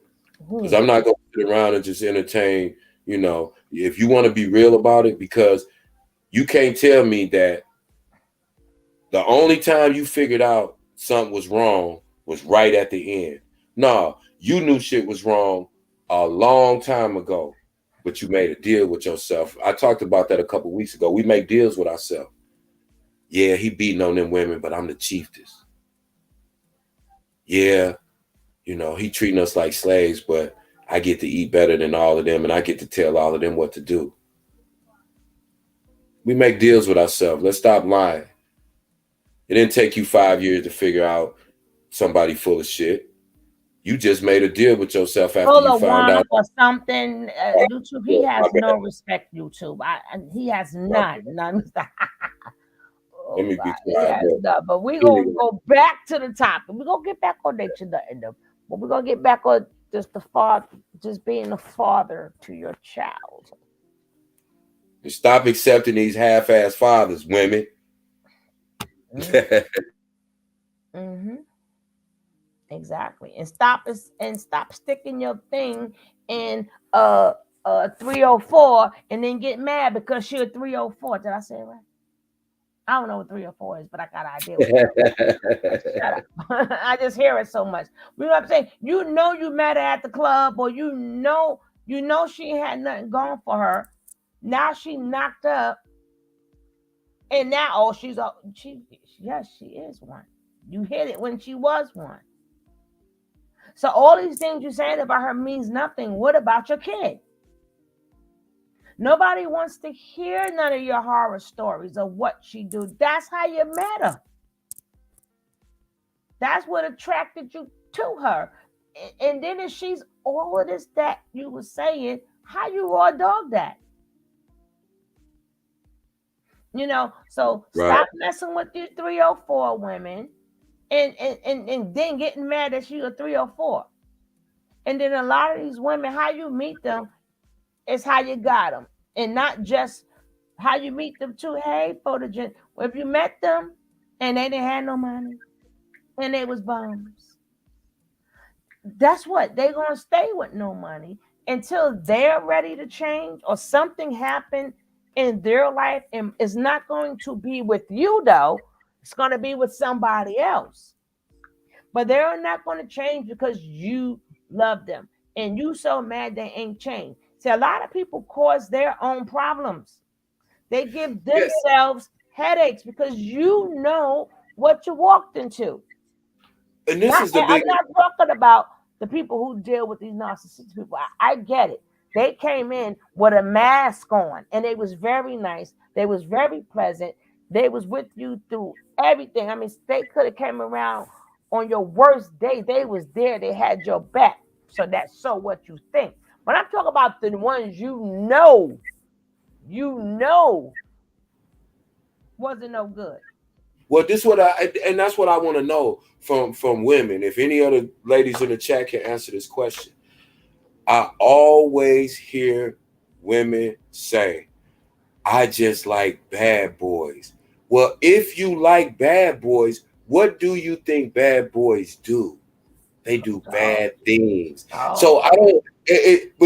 Because if he was a good guy, if he was a faithful guy, then he wouldn't be a bad boy, and therefore you wouldn't want him because he would be a square. So somebody make that make sense. Make sense to me. That's the biggest oxymoron in the world. And then, like I said, you give yourself a headache because you already know what your life is going to be with him. Right, and it don't bother him because that's how he is already. Right, you already know that he's not coming home every night. You know, there's a possibility of fights, and you having fights. Side babies. You know, it's a possibility. Bond money, fighting with the other baby mamas because he got kids with other. So all of that comes with it, and that's why they always. I like bad boys, but then they, he cheating on me. It's like, come with the package. What do you think? Exactly. See that, and that's part of the reason too that men don't pay attention and listen to women, because a lot of what y'all say out of y'all mouth doesn't match what y'all say out of y'all brain, and so we like, she don't know what she want. We're men. That's why men are so dismissive. She just emotional. She that kid. Because women are not. Your actions and your words don't match too much. And when a man, once he sees that one time, once you crack that door, like, you know, it ain't I'm not gonna get a second chance. Like, if I've been married 25 years, but trust me, if I didn't call my wife, she didn't hear from me, and I didn't come in the door, she not gonna be like, well, next time you do, she gonna be like, no, Wait a minute, you don't stay here no more. You don't stay here no more, bro. You move. Yeah, real talk. Real talk. I'm not. I can't. I'm not gonna get a chance to cheat because she's not going to take it. She's not gonna be like, well, we've been together 25 years. She's gonna be like, no, you disrespected me, and I probably would never be able to trust you again. And that's it. So that here, what are you doing here? You don't play no more. Remember, look, put the key in, it don't work no more. Yeah, you moved. You just didn't know. Yeah, that's some funny shit. That's real. I'm just saying. But if you have guidelines and boundaries, you're gonna stay within them if you love and respect that woman. But women, ladies, y'all don't set no. And even when you set boundaries, dudes will run all over them, and y'all just be like, "Okay, well, don't do it again." And then like, if one woman don't set boundaries for a man, then guess what? The next woman ain't gonna be neighbor neither. Yeah, you ain't gonna. Neighbor. Next woman gonna have a hard time doing it too, because he know this is how women are. I could just do whatever I want to do. So one woman set boundaries, and even though she may drop him, but when he get the next woman, he's gonna think about it. He gonna play Russian roulette, because this one ain't play. If you gotta face them consequences, it's a deterrent to your behavior. Trust me. You gotta wanna do it yourself. But what I'm saying is, when you know, oh, she not going for that shit. Like, just in the same thing. Like the whole, like, you know how I am about men being physically violent to women. My wife loved me to death. Love me to death. I've been with that woman a quarter century. But if I put my hands on her, she calling the police on me. I guarantee you. I guarantee she will call the police right then and there. No, sir, we not finna play. You don't put your hands on me. I know my wife. She would call the police right then and there without a question. Straight up. And then, but again, that's not a bad thing, because I shouldn't be putting my hands on her no way. And I'm not, nor have I. So I don't have to worry about that. But that's a good thing. I want a woman strong enough to say, no matter how much I love you, if you cross this line, your ass is going to pay the ultimate consequence for this. You dig what I'm saying? Because that makes me respect her strength, because she's not going to fold. I don't give a damn how long we've been together. And that's what I love about her. She's not going to fold on certain basic principles and certain things that's right and wrong. She's not going to fold. She's like, you going to jail, buddy. Put your hands on me. You're going to jail. That's it. And this is where we are now. This is where we are in relationships. So again, that's why, I asked earlier, like, even it doesn't have to be a man that you're in a romantic relationship, ladies, but talk to men, because that helps us. That's the only way we understand, because we dumb as hell when it comes to, like, just a lot of the little basic things in a relationship. But if it's a man that you close to, that you look at like a brother, or, homeboy you went to school with, and, just engage him in conversation and have these kind of conversations. Like, bro, have you ever put your hands on a female? And they'll tell you the truth in those situations. And that's when you had an opportunity to be like, yo, bro, you can't do that shit. Maybe that's why you by yourself right now. That's the times where you can, and then what you say to that man will have an impact on him, because it's coming from a woman. And ultimately, that's who we seek approval from, is a woman. We don't seek approval for other men. We buy a Benz for the female. We want to have a good job and have a nice house so that a female wants to be with us. So we always seeking your approval. But if you give it without any type of work or effort being put in by that man, then a man's standards are going to be lowered as far as what he's going to do for your approval. That's just 1 + 1 = 2. It's that simple, but we ignore that because, like I said, we get caught up in so many other things. They quick to tell you, oh, that's old fashioned. Well, sometimes old fashioned is good. Like, having manners is considered old fashioned. I don't know why manners would ever go out of style, but people would always say, it's old fashioned, to have manners, to say, yes, ma'am, no, ma'am, please, and thank you. That's old fashioned. Why is that old fashioned? Why isn't that the standard for us? as a community, as couples, trying to build relationships and trying to show our kids something else different than all the wild shit that's on TV and in music and whatever. You know, it's a balance. Yeah. I'm not, you know, I like hip hop. I like, you know, and sometimes I like the ignorant shit of stuff, but there's always has to be a balance. So your kids are not going to go out and become gang members because they listening to Lil Baby if they have a stable, normal household. But if you don't have a stable, normal household and that kid comes from a dysfunctional background and his parents may be in the streets, then it's easier for him to really actually adopt some of these rapper personas that, you know, they see and they think is real. But, you know, when you have a mother and father that get up and go to work every day, you don't believe in Santa Claus because you know your mom and dad is buying you these gifts because that's why they're getting up going to work every day. And that's how it is in life. If we don't have a normalcy to show them, then all that crazy shit is gonna look normal to them. And that's what they're gonna engage in. But if they have a normalcy in their own home, yeah, they still gonna go out and do what kids do, but they're also gonna have that balance and know, like, no, I'm not finna go out here and hang out the window busting at nobody because I'm not finna go to jail for the rest of my life. You get it? So it's you know, that's how important it is for us to get our stuff together so that our kids have a chance, because most of the kids, they don't have a chance right now. Mm-mm. They don't have a chance. And it's sad when, you know, it's sad when a mother and child, sometimes the men too, but when at a younger age, the man is not going to be fully in the baby's life because they ain't got no house. So again, she's going to be fully, the baby's going to be majority with the mother. Why? Because she lives with her mother and he lives with his mother. You know what I'm saying? They can't afford no house.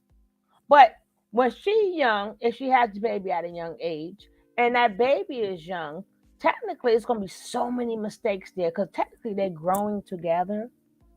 So it's going to be a lot of mistakes made. Because what you know at 16? Soon as your friend, how do you? Ooh, ooh, ooh. First you're going to do is, oh, girl, it's important. Come now. You're going to forget you got that baby in the house. First, you're going to be taking care. Damn, I'll forget. I got the baby in the house. You know what I'm saying? Nobody is here, you know, because they still have a lot to learn. So that first kid gonna be all messed up, but they might turn into best friends as they get old, as they're older. But the child's gonna be in so many mistakes because they're growing together. Like two kids growing together. Because some people, their siblings is like my kids are 16 and a half years apart, and they're siblings. So can you? But both of them still have my guidance. Now imagine if that's your child at 16 years, and the mother like, listen, that's your kid. Do you? Who's teaching them lessons?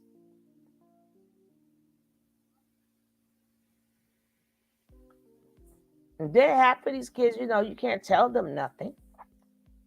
That man ain't able to bring no food in no house and no Pampers in the house. He's young. He ain't thinking about that.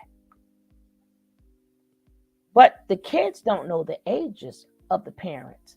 All they see is dysfunction. Why you was messing with that girl? Oh, because he's that age. You need to be your father to your child. How is that possible?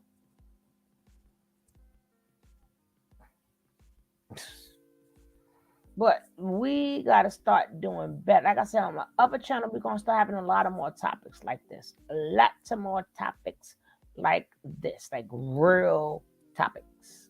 You may come over here sometime too. But I wanted you guys to know I always interview. No excuses. So, you know, anytime you hear a man or a woman say something about why they can't take care of their kids, it's an excuse. Excuse. Now give me one more second.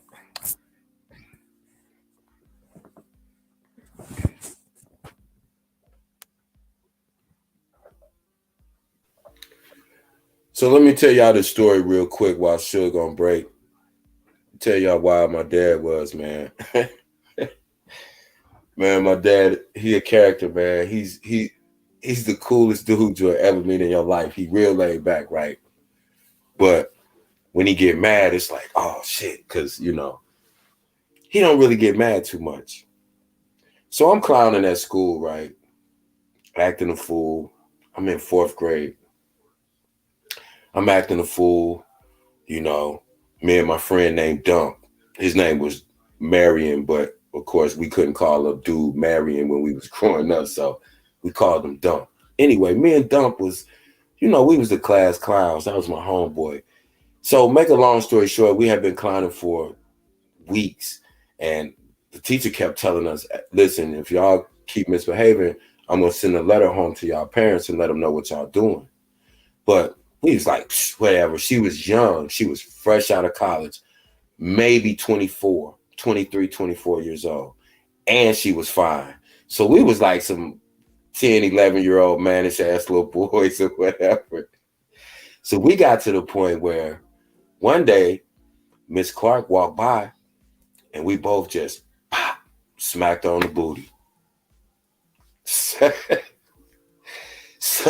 So she didn't send us to the office, none of it. Because that was back in the day when you got sent to the office, you would get that ass paddled. So she wrote some little notes, folded them up, stapled them, gave them to us, said, hey, put this in y'all backpack, give these to y'all parents, had them sign them, and bring them back tomorrow.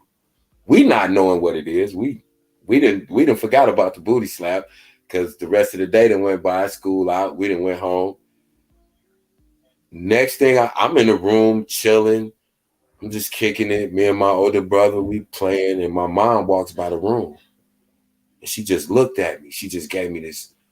Caribbean women, they'll look at you before they say. She gave me that look, and I was like, what? And she was like, I'm not going to get you. Your father will be home in a minute. I'm like, what? I'm like, mommy, what are you talking about? She just walked off. So next thing I know, about 10 minutes later, I hear the door slam. I know it's my pops coming in from work. So I'm waiting. I'm waiting and waiting and waiting and waiting. Because I'm knowing when she said that, whatever I did to make her mad, she going to tell my pop, and my pop going to come in and like, listen, I'm going to have to beat that ass because you done made your mama upset. Now I'm upset because your mama upset. So that's what I'm waiting on. He never comes up. I go to bed. I'm paranoid.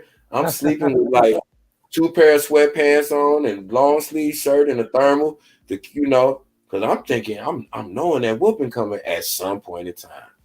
So make a long story short, night goes by, nothing happens.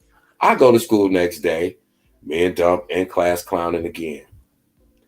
So that night before we had went over his house because my mom and dad had the Richard Pryor. That's my cousin. That's another story, but they had his brand new CD he came out, or his album. So we was playing and listening to it. So we was going to school the next day telling the jokes in class. So we telling dirty Richard Pryor jokes in 4th grade.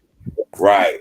So now the teacher ain't said nothing. She's steady writing on the board the whole time. Class laughing, we disrupting the class. So I'm thinking, man, maybe we done wore down because now she don't even tell us to stop talking. All of a sudden, right in the middle of one of the jokes and everybody's cracking up laughing, the class fell dead silent. I'm like, damn. So I'm looking at everybody like, why y'all stop laughing? I follow everybody's face. They looking at the door. My pop is standing in the doorway. Now, it's like 10 o'clock in the morning, so he should normally be at work. He came straight from work. He used to work construction, so he was dusty from head to toe. This white powder all over him. Looked like he just rolled around in baby powder. He looked like a superhero with baby powder on him because my pop is diesel, like 6'4", like 230, and I mean diesel. So this was when I was a kid, so imagine how he looked then. This dude looked like, Clark Kent coming up in there. So I'm like, yo, so my pops, now back in the day you could do this. Today you would go to jail. My pop asked my teacher, he's like, Miss Clark, you mind if I see my son in the hallway? And she was like, "Oh no, you can come in. You can come in and see her." Man, when I tell you, my pop took his construction belt off with his hammer and his tools and all this shit all the way around and tape measure and stripped everything off of it. I was like, this dude is getting ready to whoop me in class. I'm jumping over desks. But the moral to that story is it's funny now. I was embarrassed for years because even at like my 10-year high school reunion, people was like, "Hey kid, you remember when your pop came up there and whooped your ass in class?"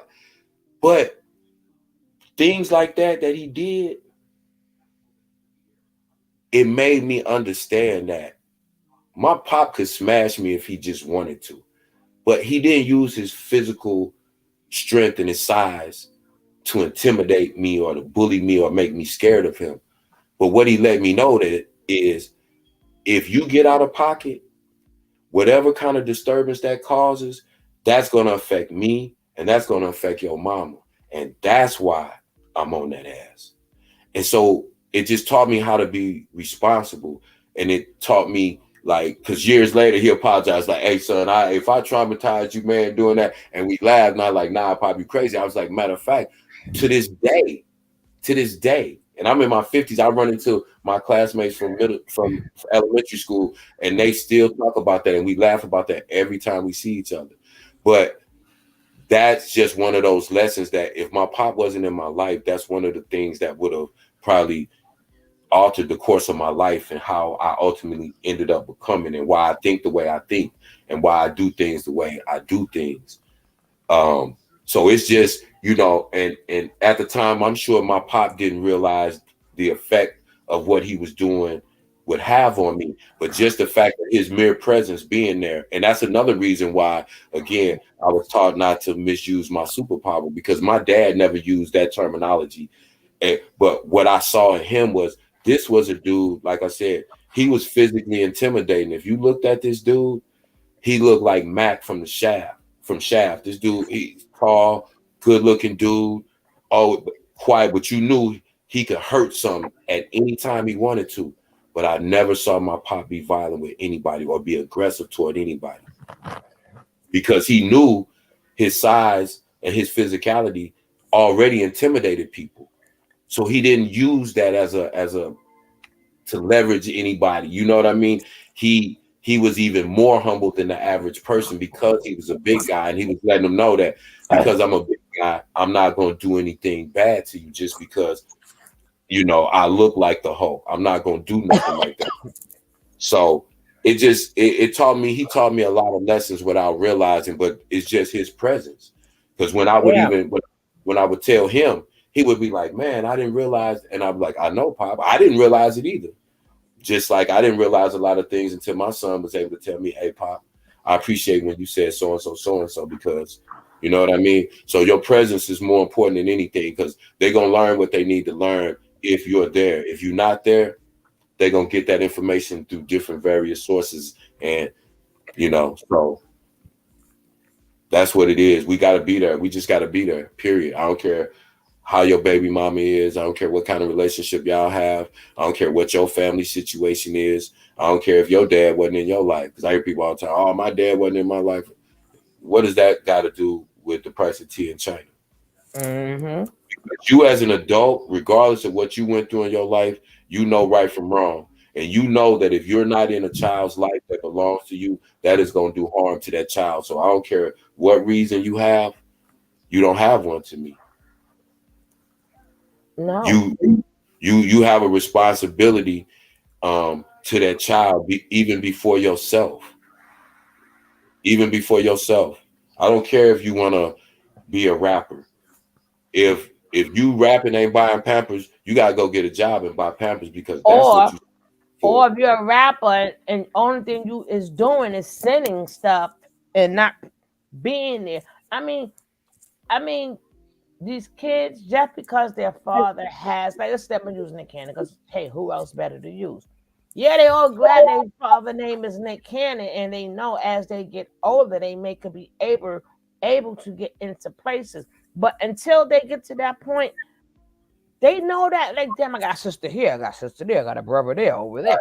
I have known some girls, they turned on their father because their father had so many baby mamas. And one day she was like, "No, I'm a woman now. I don't like this. I get Right. tired of even though they're going to see their siblings or whatever, but it's with a different mother." Right. And men don't know the effects that have on Right. their little girls. That has a big effect. It has a Even huge. though they love their little siblings, but they like, damn it, you know how like We're dealing with the dynamic of not only their sibling, but that this other woman who has no women, emotional attachment to them because that's not their biological mother. right? And then there's automatically going to be an alliance between that biological mother and daughter. So that one that the other child that's not her mother, she's going to feel awkward because it's two other women's energy she's trying to deal with, along with trying to get her dad's approval and Now, trying to put all those things together. right now, imagine having 4 or 5 and 6 baby mamas and 7 Exactly. baby Imagine mamas. having 9. Yeah. Shit. That's there's no way that you can give time and attention to all of those children. So There's you no way. already I don't care how know, much money you got. and you already know what type of men they're gonna have. Right. They're gonna Right. meet another daddy. And Right. I was like, she was like, nah. She was like, oh yeah, but you know, she was like, she said, I get tired of seeing all these different. Every time I see a sibling, it's another baby mama. Yeah. She's It, then that makes you realize, damn, my dad's a dog. Yo, my mama is right. This ninja ain't shit. You know, men don't realize why you talking about the mother so much, the child watching the mother, and the child is also watching you. So you like to pick up your kids instead of spending time with them and yeah. bonding with them, and no, you want to take them around the other kids. So that means now you got to stop at this one house, pick up that one. Stop. They don't know after a while. They're like, "You's a piece of shit." Sorry, you Right. too. Like, damn, Right. you ain't love none of these women. You don't have no love in you. So how do I expect you to love me? Right. Because your female children look at you, they look at how you treat their mother. And even if you treat your daughter like a princess, if you mistreat their mother, they're gonna feel a way about you. They're gonna feel a way about you. I don't care how well you, and men often think that oh, I can't stand my baby mama, but they think, oh, my daughter's my little princess. No, she's looking at you like, Negro, you mistreat my mama. You talk to my mama like a dog. Call her out her name. They don't. It's and those these are things that we look over. And photogenic. You made a good point. She said she doesn't believe in spanking her kids, but she got the moral to the story that I told. And I'm glad you put that in the chat because my pop and I actually had a conversation about that too. Because when I raised my kids, I didn't whoop my kids. And my pop thought that he did something wrong. And he said, hey, man, listen, I just wanted to, one, congratulate you because I admire how you have the relationship you have with your children and you don't use any type of corporal punishment. And I apologize, man, if me, whooping y'all butt when y'all was younger, like if that traumatized y'all. I said, nah, Pop, you did what you knew then. That's because it wasn't uncommon. Like anybody over 40, they got their butt whooped coming up. That's what it was. But what it also taught me, again, without me realizing, was just like I looked at my pop and he was always physically stronger. But even today, being 77, I would never physically challenge my pop out of the love and respect for him. Because even though physically now I could overpower him, I would never, ever want him to even think that I would contemplate that. It's just like your mother. My mother, by the time I got about 13 or 14, my mother couldn't like physically do anything to me, but when she would say something, I would say yes, ma'am, and I would sit my butt down because that was the respect that I was giving them. And I wanted him to understand that, like, nah, first of all, I wasn't emotionally damaged by getting whoopings because one, I wasn't just like, I wasn't getting abused or, beat every day. Like when we was really, really, really, really super out of pocket is when we got our butt whooped. Like me smacking the teacher on her butt. I was in 4th grade. My pop was like, listen, you did like 5 things wrong, son. And he broke it down to me. But, like, first of all, you can't disrespect women. You can't disrespect adults. You can't do certain things to women because you'll end up in jail if you're not in 4th grade. And also, that makes it look like me and your mother have not taught you anything. So it made sense to me why I got a whooping. It wasn't just like, oh, my parents used to beat me and, my dad used to come in drunk and, beat us. No, it wasn't that. But it still also helped me understand and realize that I could move and control things with my words. And again, which I said to old boy, I said, hey man, listen, don't let nobody tell you that God gives you the right to beat a woman or be physically abusive to a woman because she won't do what you say. That's crazy. You don't have a right to put your hands on any other human being. Your kids are human beings. So, but again, you evolve. And when I had a man to teach me certain things, and I knew why I got whoopings when I got whoopings, but he was also the type of father too, where he would let us experience things in life in order to teach us a lesson that way. Because sometimes you could tell the kids something over and over, but until they bump their head, they're still going to do certain things. And so they struck a good balance with us, and I That's appreciate not them. mention, Nicole, before you blow me up. Damn it. Go ahead. And they did it together. See, that was one thing. That was one thing about my parents. They always showed a united front. I don't care what it was. If I came and said something to my pop, he'd say to me, he'll put his hand up and he'll say, first, son, before you tell me or ask me whatever it is you're going to tell me or ask me, did you go to your mother?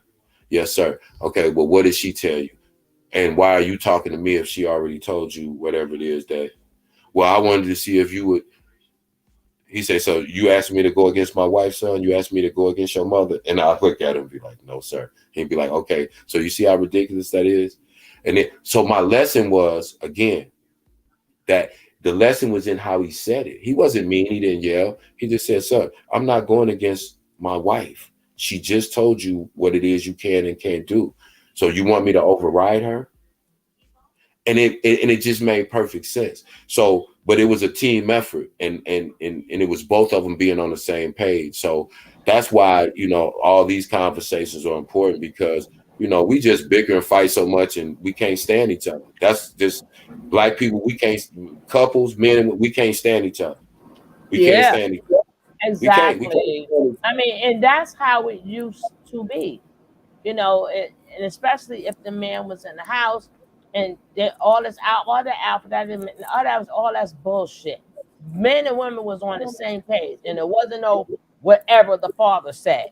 It was who said whoever they asked first. If they felt yes, that is 100% correct.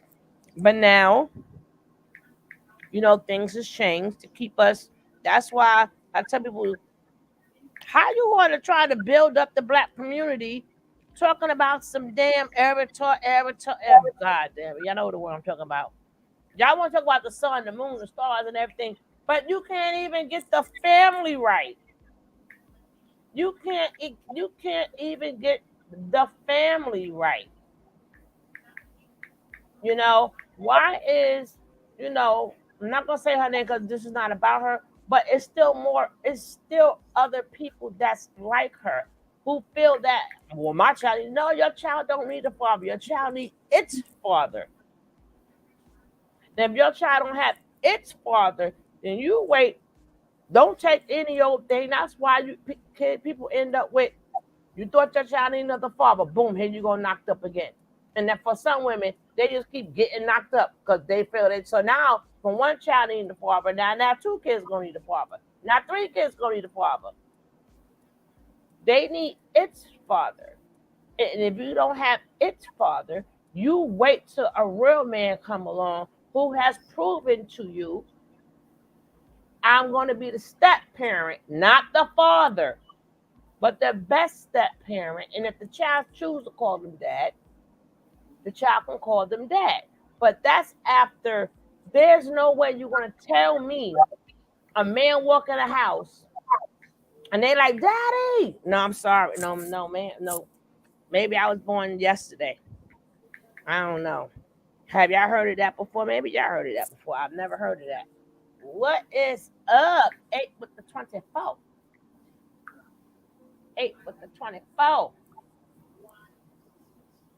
My daddy told Since we got another brother in the house, I would like to ask a question. First of all, peace. What's up, me. A? We got a couple of brothers in here. Oh, okay. Yeah, I miss. Well, I ain't seen Gary in a while. We got Chance. Okay, what's up, Chance? Got, Peace, man. I don't know if they're still in here, but we got Chance and we got what's his name? Johnny. And Johnny. Yeah, Johnny be good. Did you want somebody else check? Cause I ain't seen no Johnny in his shit. I'm serious. Johnny. Yeah, Johnny come in here all the time. Okay. All right. But That's the check. Okay. And then I don't know if they're still in here, but we got men in here and some in the bushes. Oh yeah. Well, yeah, the Bush babies ain't gonna comment, but we having a conversation basically about men and fatherhood and the dynamics in a relationship with your child's mother.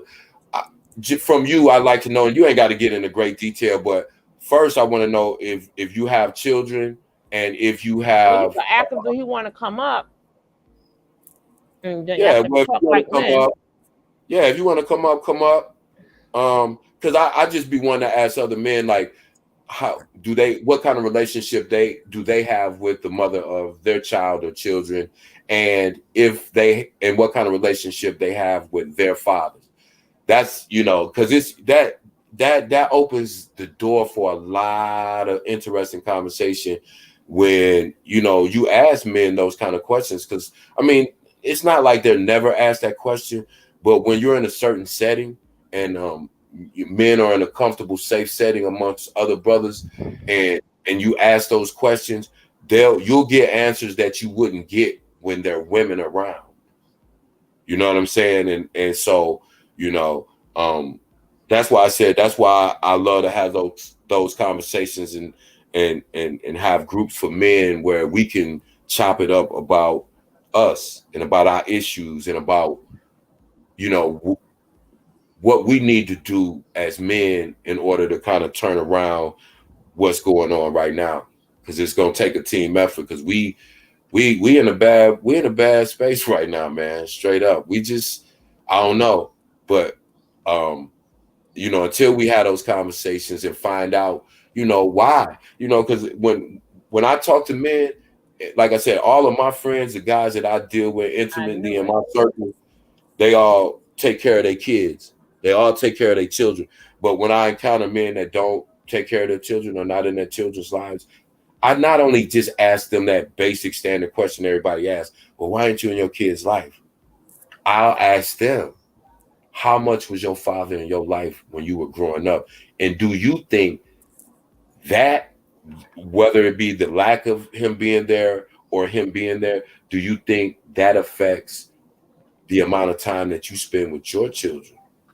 And how do you feel within yourself when you go weeks and months without seeing your kids? Like, just explain the thought process to me, and they'll be like, well, what do you mean? And I break it all the way down. Like, seriously, like, so if you haven't seen your kid in 3 months, you've thought about them in that time. Oh yeah. Well, when you thought about them, what stopped you from calling them or getting in your car and just driving over there, even if you had to sit outside and blow the horn and had them come out and jump in the car and talk to them? What stopped you from doing that when you thought about them? That's when you get to, then you'll tap into some, that's when you kind of catch them off guard because they're not used to answering that question. People always say, well, why you ain't in your kid's life? And then the standard answer is, my baby mama be tripping. She always, no. Okay, so when it's been, how long has it been since you seen your kid? Dude said 3 months. And I said, man, you mean to tell me you ain't thought about your, huh? Oh. Golden. Okay. So, and I asked him like, yo, you haven't even thought about your kid in 3 months? And he's like, yeah, I think about my kids every day. And I said, well, why didn't you call him when you thought about him? You said it's been 3 months since you talked to him or seen him.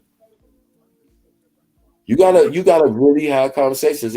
And ladies, if you have, if you have children by a man who is absentee or, not there as much as he should be, I know it's hard not to, go off and, because you see that it hurts your child, but sometimes if you can, and it's not always possible because everybody doesn't have that kind of rapport after they, are not together anymore.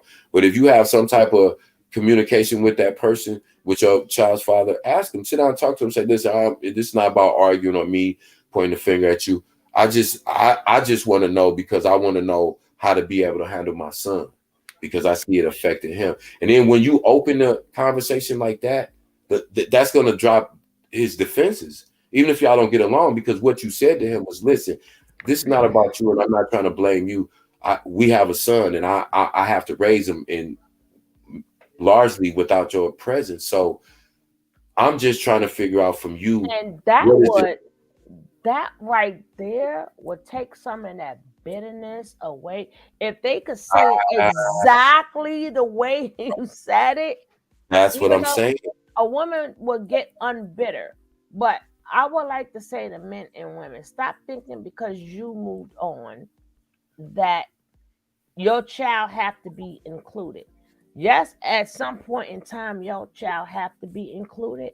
But I can't stand when a man and a woman can't get along. And let's just say he get a new woman. She decides because she's with the man, she got the right to say what she wants to that woman to even get in their business and vice versa. Right. That's between them. You wasn't the fly on the wall. I don't give a damn what he told you. You don't see, and that makes it even worse. And stop thinking that because you with this woman, okay, well, let me bring no, you got to make sure that woman is good enough to see your child and vice versa. Women, stop bringing these men up in your kid's house. They don't, some of them, your kids don't even meet because if something go wrong, they don't have that memory in their head. But a lot of women and even a lot of men, they hear what the women had to say about the man, which is even worse because now they're gonna want to outdo what the man did, and then they're gonna think they deserve because they're in that household and they're feeding that child and they're doing daddy things. They think they have the right now to discipline your child.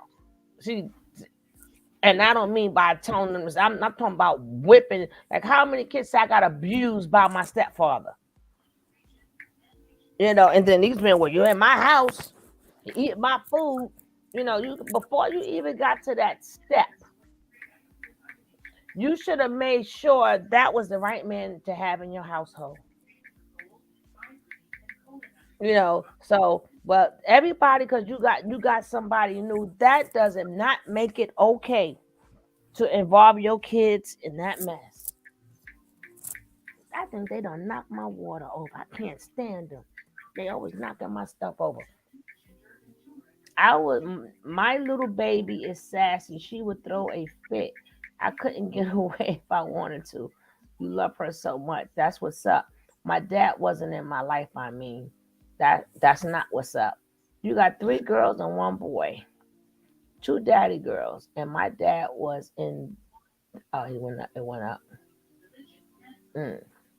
Yeah, but that's and see, and I was physically abused. See, oh my God. Yeah. I'm sorry to hear that. I was physically abused by my mom's first. Come on up, hey, get that link and come up. Yeah, we just spoke on that. When a young man's father is present in his life, that minimizes the possibility of abuse by like 85%. because I know all of these numbers because I work with kids, and so I speak a lot. But you got to think about it. When you're in your child's life, that man is less likely to do something abusive, whether it's physically or mentally, to your child, because they know your child gonna see you later on the day or the next day and be like, hey dad, this guy did this. So you know that is, it's important, and I'm glad that it turns you into a good father. I hate that, you know, your father wasn't in your life, but obviously what it did was it can have one or two effects. It can make you be a great father because you see and understand the hurt of a child when they're neglected. All right, he said, okay, hold on. So, and again, as you see, this is about street talk. So technically, this is about the men. It's not about the when we will have women too, but this is about the men. You know, because a lot, and then people don't think that men been through some things. That's why some women, y'all gotta stop pushing these men. Sometimes, you know, shut your mouth. You know what I'm saying? It ain't all up. Ain't got nothing to do with being masculine or feminine. You can still be masculine or female. Sometimes you gotta know when to shut your mouth, because you don't know what this man be. May trigger that man. Men too, but some women go overboard. Overboard. They don't know when to shut up. Cab I'm fit to run him with, I found out that he was having a baby. Oh yeah, he had a baby on you, Nicole? No, she on here body shaming her baby's dad, talking about he got a pregnant belly and all that. I told her she used to like it. I know, right? He held that belly up. He held that belly up when he was making them babies, damn it. I told you to flip over. He told your ass to flip over. You liked it when he was throwing it in the circle back then, didn't you? Oh, that foot was in the air, right? Boy. Oh, that foot was in the air then, huh? Oh man, y'all crazy. Yeah, but we gotta start, especially like I said on the Tony T. We gotta have stop, because see, we trying to say people who don't want to be saved. That's why I said I don't mind using them, but we have to use them as examples. I don't want to use them as in, well, you need to do this thing. You need a new name and not a new name. Why use the same name? No, let's take their experiences and see if we can help somebody else, because they're not going to do it. And here's my thing too. We don't have to use their names. Why change your name if you exhibit the same behavior? They could do whatever they want to do. My thing is their behavior pattern, like far as that's what I'm saying. The calling the baby just got daddy, and I'm like, no, the kids ain't just said that. First of all, one baby, she's only like one, or she be turning one. You ain't gonna try to believe me. She said the word daddy. And Eliana knows who her father is. Well, and my thing too is, again, you're being selfish if you're not thinking about the psychology of having a baby who knows her father and who calls him daddy to now call you daddy. That's see, and it's those things, like I said, that I be trying to like get across to men. Like, that's not a flex, or that's not a stripe on your shoulder. You're like, oh yeah, his baby, his shorty called me daddy. Like, but are you thinking about the long-term effects that it has on that child? Now, what if you and the mama break up? Now, not only is he estranged their biological daddy, now, yeah. So see what I'm saying? Because we know relationships don't last. You know, and that's why I said these girls, you know, and they used to think it was cute back in the day to make their baby daddy mad. Oh, somebody, your child calling somebody else daddy. But then when that child grow up, you know what they say? My mama ran niggas in and out that house when I was growing up. Had me calling other men that wasn't my father dad. It's so, That's I one mean, you know, thing. That's one thing I never allowed my child to do. My oldest one and this one, he ain't had nobody to do that too. But my daughter, that's one thing I don't care if I detest that man. Hey, Miss Apples, good, bad, or ugly, that is you. You would not call another man daddy. period. That's Yeah, just me. period. Period. I would Period. know his name is Mr. Such and Such. I don't care. Now, once you grown and you say, I see him as my father, he was always there. Right, right. That's That different. right, That's that's different. totally different. But that's no. And then And matter you, of fact, we're gonna go find your daddy. right. With this right. I just that's one thing that boils my blood. Yeah, all that because when you know when we was coming up, it was that uncle shit, right? But even with that, like my family didn't play that. Like, no, that's not Uncle Nobody. That's your Uh-huh. mom's friend. Uh-huh. Uh-huh. That's your mom's friend. They know that ain't no uncle or nah. We not doing that. We gonna give these kids a correct understanding. Your mom and dad are not together. That's her friend. That's not your daddy. And then That's that not your confuses the kid too because we exactly. got some. This supposed to be. Remember you say the word uncle, so in their mind, that's mommy's.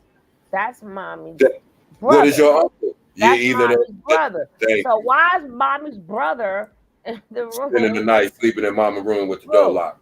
that Yeah, confuses them. And exactly. then you got the real uncles that's probably Thank touching you. on the kids. So the Thank you. kids are Now all how do confused. see? And now I'm glad you said that because that's exactly what I was gonna say. See, we gotta stop using up. We gotta just have real conversations because you know, and this is the thing with abusive kids too.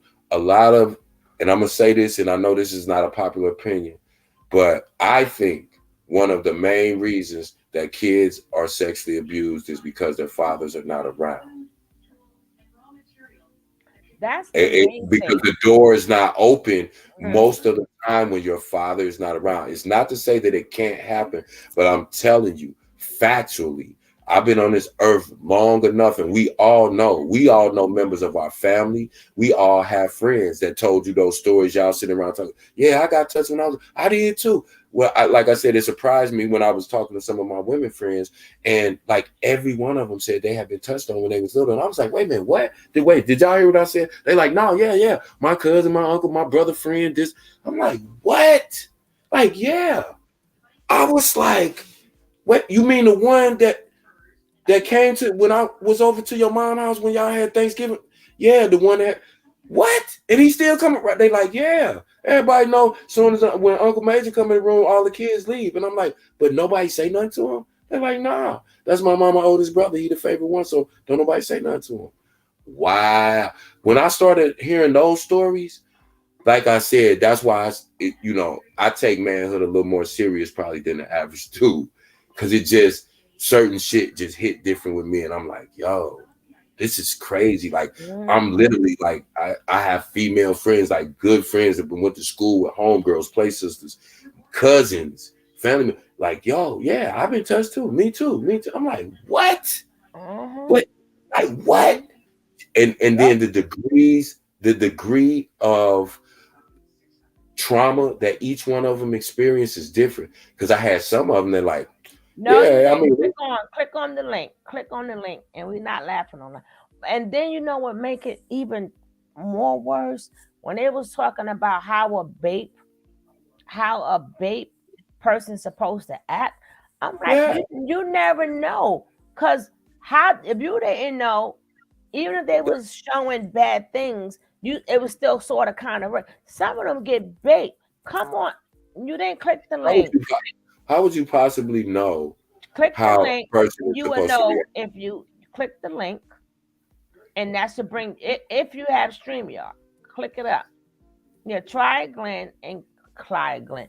Try again and click. I'm gonna drop the link again. If you have StreamYard, or it's going to bring you right into StreamYard. I will see you. When they bring you in StreamYard, you gotta enter the studio, and it'll Yeah. ask you.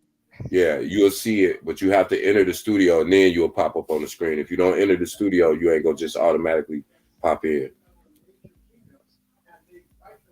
But Right. yeah, And then I'm saying you can't say how any bait victim would act. 'Cause a lot of them kids, it happened to them all the time. It says into the studio, but I don't have it.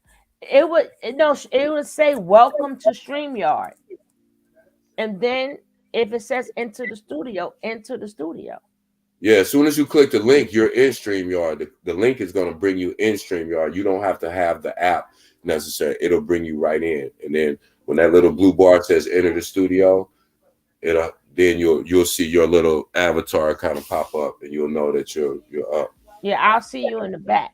But the thing is, they get up every day, go to school every day, see that same person every day. So Every day. people trying to figure out, well, they all this happened and they all stayed with nature nut. A lot of people stayed in the house with their daddy. A lot of people did That's y'all see the interview I did on Michael Jordan's sister? no, I didn't see that one, Suge. Oh, y'all be missing a lot of them. That will be tomorrow. That's on But see, my that's wait, another reason. Wait, I mean, that one's gonna break your heart. Well, I say too, like when I used to wonder why women stay with abusive men, because like you just said, we talked about when women are young girls and they get abused by a family member, let's say, and then they still see that family member at all the family functions, and so it's not unusual for them to continue to interact with their abuser because they learned that from being abused as a child. So when they grow into a grown woman, it's nothing for them to stay with a person that's abusing them, because it happens a lot of times when they're abused as children. And then you're right. Well, I would have ran. No, you wouldn't have, because a lot of kids didn't. You got a lot of kids still get up, they go to school, and a lot of people don't know what's happening to them. Their own friends don't know what's happening to them. Even if they start to shy back or whatever, but they still get up as usual. So does that mean they wasn't bait because they didn't have a breakdown and they didn't lose their mind and they didn't run and tell people? No, some of them keep that to themselves. But even people who get touched by their coaches, people get touched by the people in church, they still go to that church every Sunday. But see, and that's another thing. I'm glad you said that, because you always make me think of a point I wanted to make. We put too much emphasis on titles and things like that. Mm-hmm. Like, that's why people don't tell on the preacher, because we make the preacher so almighty, important, and powerful that when kids get abused by a clergy, they'll go, oh no, I'm gonna go to hell if I say something about the preacher. Or like you said, they're so worried about you've been telling them their whole life they gonna make it to the NBA and take their mama out of the hood, and then so that boy gets abused by his basketball coach, and he's not gonna tell because he's gonna feel like, well, I just gotta deal with it, because at the end I'm gonna get to where I need to be through playing basketball, and if I tell on my coach, that's gonna kill my dreams. See, that's what we unconsciously do to our kids too. And that's why I don't care who a person is. When my kids were young, I don't give a damn if it's the police, the president of the United States, or whoever. I don't care who it is. They are the same as you.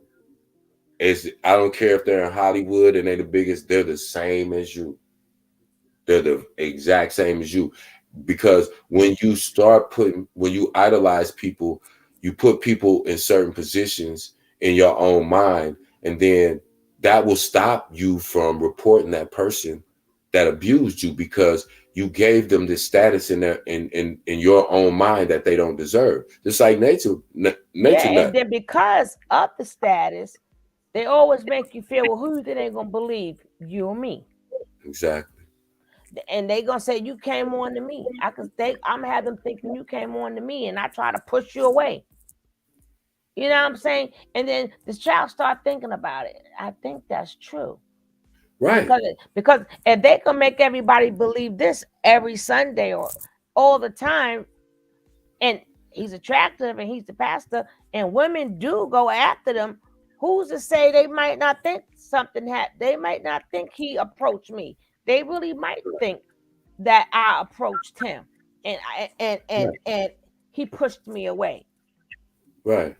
So And you'll have them titles, yeah. Once you start popping in them daggone titles, yeah, that does mess that kind of sort of just like nature nut saying, well, I can get any woman I want and I can do this. And that that don't take away from you doing what you do. And doing what he did. You're right. Yeah, he make it seem like just because you say, "Oh, I could get any woman I want," so that means you won't date no woman because blah, you blah, could blah. get any. Yeah, it don't matter. You had that football player. His name was Darren Sharper. He was a very successful football player, all pro, played for 10, 12, 14 years. And after he stopped playing, he got convicted of vaping 8 women. And you would think, and nice looking brother, you would think, wait a minute, this is a good looking brother. He got money. You know, he's in his 30s when he retired. He's like, what? They like he ain't gotta bait nobody, but he did. And that's why he got away with it, because the women were afraid to report him because they would think, wait a minute, they're gonna look at this football player and he's got money, he's attractive. They're gonna think like she's just out for a money grab. They're not gonna believe me, like you said, because we give people these false titles and we put them on this pretend pedestal, you know. And then we got this thing that we always take the side of the person who got the most money. Exactly. Every time. They'd be dead wrong. But Every being time. that they got money, people always take the side of people who got money. And first thing they say is, they just want my money. You know it's about money. You know what I'm saying? And people are like, yeah. We've been talking about this. See, shut up, Nicole. I only got 10 more minutes, damn it. In every aspect, we focus on money so much that we'll make deals with ourselves. Like, oh damn. Yeah, I am flying out to meet a stranger that I don't know and having sex with him, but it's not prostitution, it's OnlyFans. See, we start making deals with ourselves. Or, yeah, I know he married and he got a family, but you know, we start making deals. Oh yeah, well, R. Kelly had a baby? Yeah, what? A baby. Who said that? It says congratulations on R. Kelly and fiance Jocelyn Savage allegedly welcomed the baby girl. When he have a baby? Because let me tell you something. He's in Cook County Jail, so they don't have conjugal visits. He's been locked up for over a year. So how did she have a baby by R. Kelly? Cut it out. Now, she says R. Kelly fiance Jocelyn Savage insists she is 5 months pregnant by the singer and explains how I had them freeze my eggs until I was ready. So both of them was freezing something.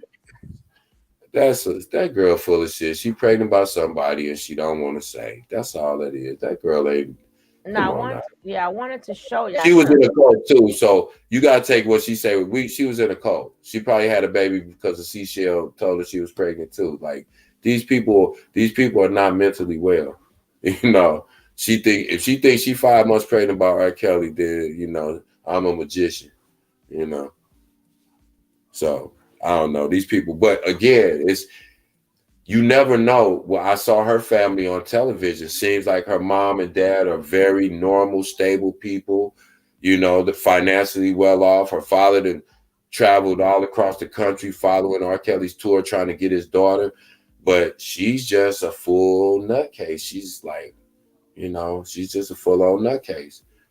Now, I don't know. Like I said, sometimes things are so like. She wants to be famous so bad. She wants to be attached to R. Kelly so bad that she's willing to overlook Everything else that he keeps her locked in a room.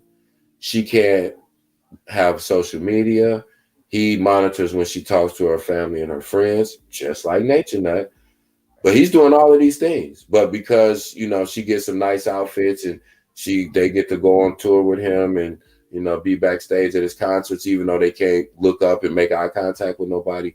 That's the deal she made with herself. It's worth it. She's not getting abused. She's a willing participant in the fuckery that's going on. A willing participant. That's what Carbonation was. Like it didn't, the day he got locked up wasn't the day you found out that like he was a liar or all the shit he was saying was both. That ain't the day you found out.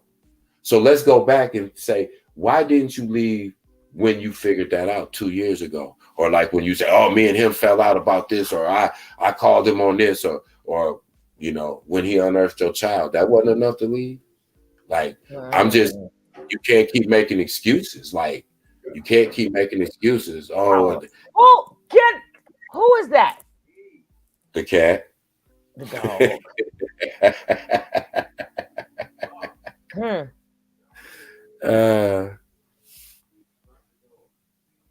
Now I'm trying to find this letter while you was talking that Romeo wrote. And oh my God, there's a lot to it.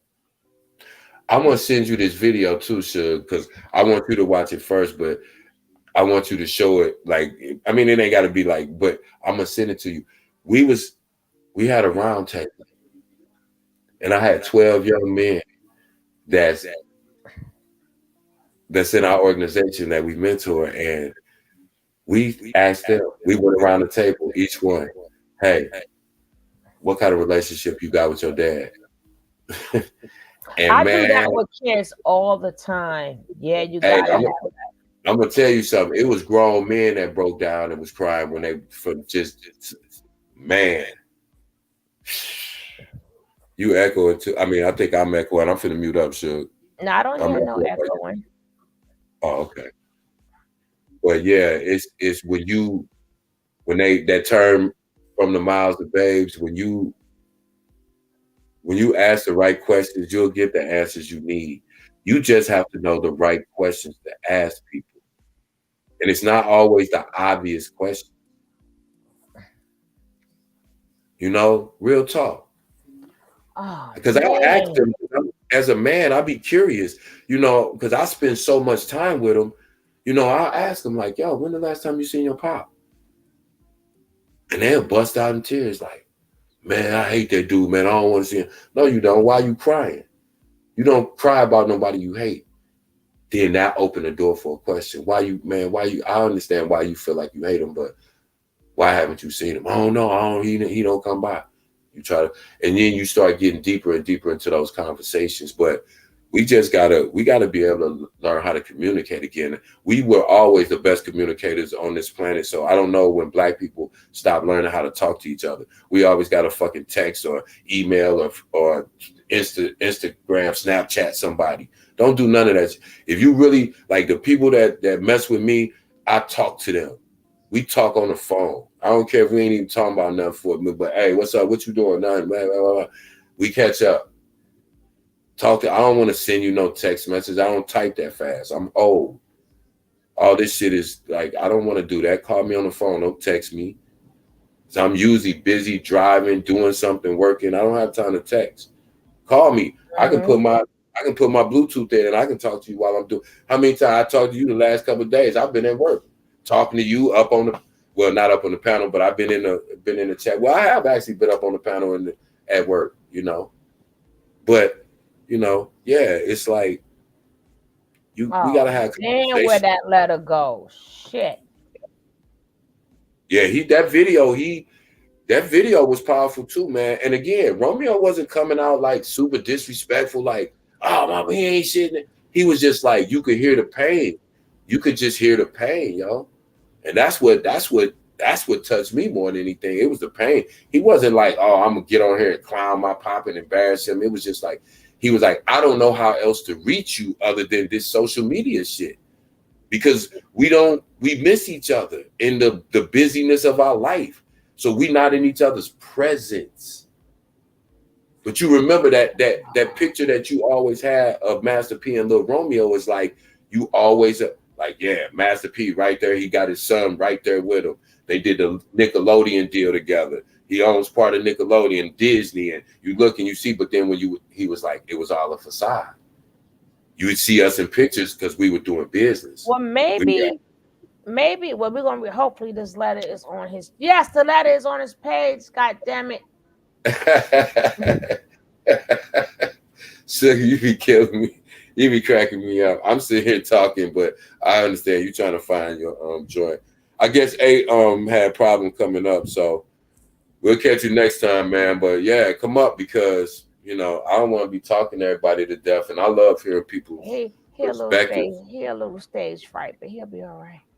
Yeah, it's about conversation. That's why I said, and then even doing this gets you comfortable. This, like, even for me, like, I do a lot of public speaking, but if I wasn't up here chopping it up with y'all so much, I probably wouldn't feel as comfortable, doing the public speaking that I do. So we just gotta learn how to communicate better, man. We don't talk no more. All right. Anyway, I'm gonna mute up. We're going to read. It's called The Tree of Trauma. Right? And then he says, why do you want to be patted on the back so badly for doing good? When as God-fearing men and women, we are supposed to do that. Why do you feel the need to promote and hold product on every interview? Yo, I was going to say the same fucking thing, Romeo. Why you calling the Shade Room Devils and stuff with a big old box of cereal on it? But I was saying, Romeo, we here, right? And then he go, why do you feel the need to promote and hold a product on every interview just to validate your worth? Don't the people see that? How is the media? Can y'all see it too? Did I open it big enough? Hello? Can y'all see it? I'm not in the chat. Yeah, they can see it, Suge. Yeah, they can see it. I can see it. All right. Then he says, hold on, I'm gonna be on mute for a second, Suge. My grandbaby done poured all the cereal out on the bed, so I'm gonna be a minute. Hold on. All right. Then he says, why do you feel the need to promote and hold a product on every interview just to validate your worth? Don't the people see that? How is the media one day your best friend and then the next liars? Whether it's the past or the present, karma has never been known for a liar. So why complain? When we sign up for a job that reads no privacy required, how are we in the household of God and can't even pray for the lost ones that's kin to me? Oh, how come it took my daughter being born to finally realize that we have blindly been feeding the enemy? Oh, let's finish with this damn letter. Romeo not playing. He's not playing. Little 50 cent, you better take some notes. Little 25 cent, you better take some notes. Now he goes, how if I speak my truth, my family legacy will crumble? That's like telling a boxer he has the right to rumble. Imagine telling a butterfly she has no right to fly. Then that butterfly has died before she was even died. Okay, whatever you say. Why is being right to strangers so much more important than being vulnerable at home? Probably because that little boy is just in a body that's grown. Heal, kid, heal is the only way to really feel. Why is it that I'm soaring and my siblings are not? Probably because our father didn't give them the same time on the clock. Chase the money or chase the family. You can't do both because now you're gambling. Why is that you can't take the same heat? Oh, shit. Why is it that you can't take the same heat as our mother can? Mama weathered the dragon of media for years with no voice because she didn't kneel to a man. It's no challenge. The power of a woman outweighs the power of the man. How is it okay to ridicule one in public for their mistakes, but protect the others because of his role? My mother was broken for years publicly and still from the concrete she rose. If people really knew the truth, you'd be strong like my mama too. Although she might not be known for gold, no matter what her family put her through, her heart never turned blue. Regardless of the damage, just look deep because behind every great king, there was a queen that carried on his curses that were never seen. Damn, Romeo. Damn you. Oh, I write this because although I didn't live that life that may have been painted in the scenes, I do understand compared to most that me and my father has lived the American dream. But what about the ones behind us that was never seen? Just look between the lines, day and night. No matter what you preach, this is how you save a life. I tried and I tried behind the walls that hide, but maybe social media is the only way to open up this giant eyes. God damn it! Romeo Miller, little 50 Cent, you better take some goddamn notes. You better take some notes, little 50 Cent. This is how you come after a father. Damn it. That's how you protect your mother. Come after your father too. And Romeo ain't broke. Romeo got all these different shows and producing. Still in. Kevin, did you hear what the man? How he eloquently.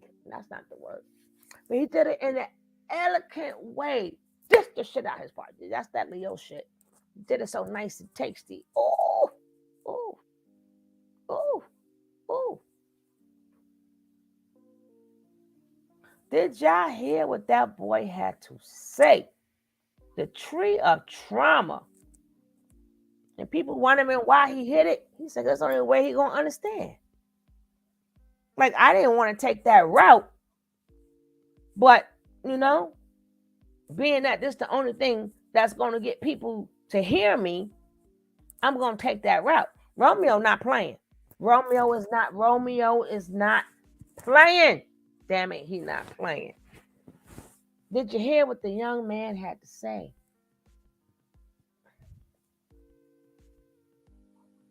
I told you.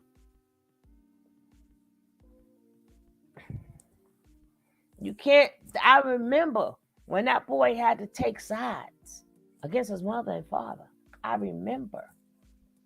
Everybody should be remembering this. That lady gave you 7 kids. 7. You ain't had nothing. She made sure. Yeah, people were like, oh, well, he got the money. No, when they first moved, they were staying in her family house. Not saying that they were supposed to last forever. I hope she knew in the life that he was getting into, Percy was going to be cheating. I hope she knew that.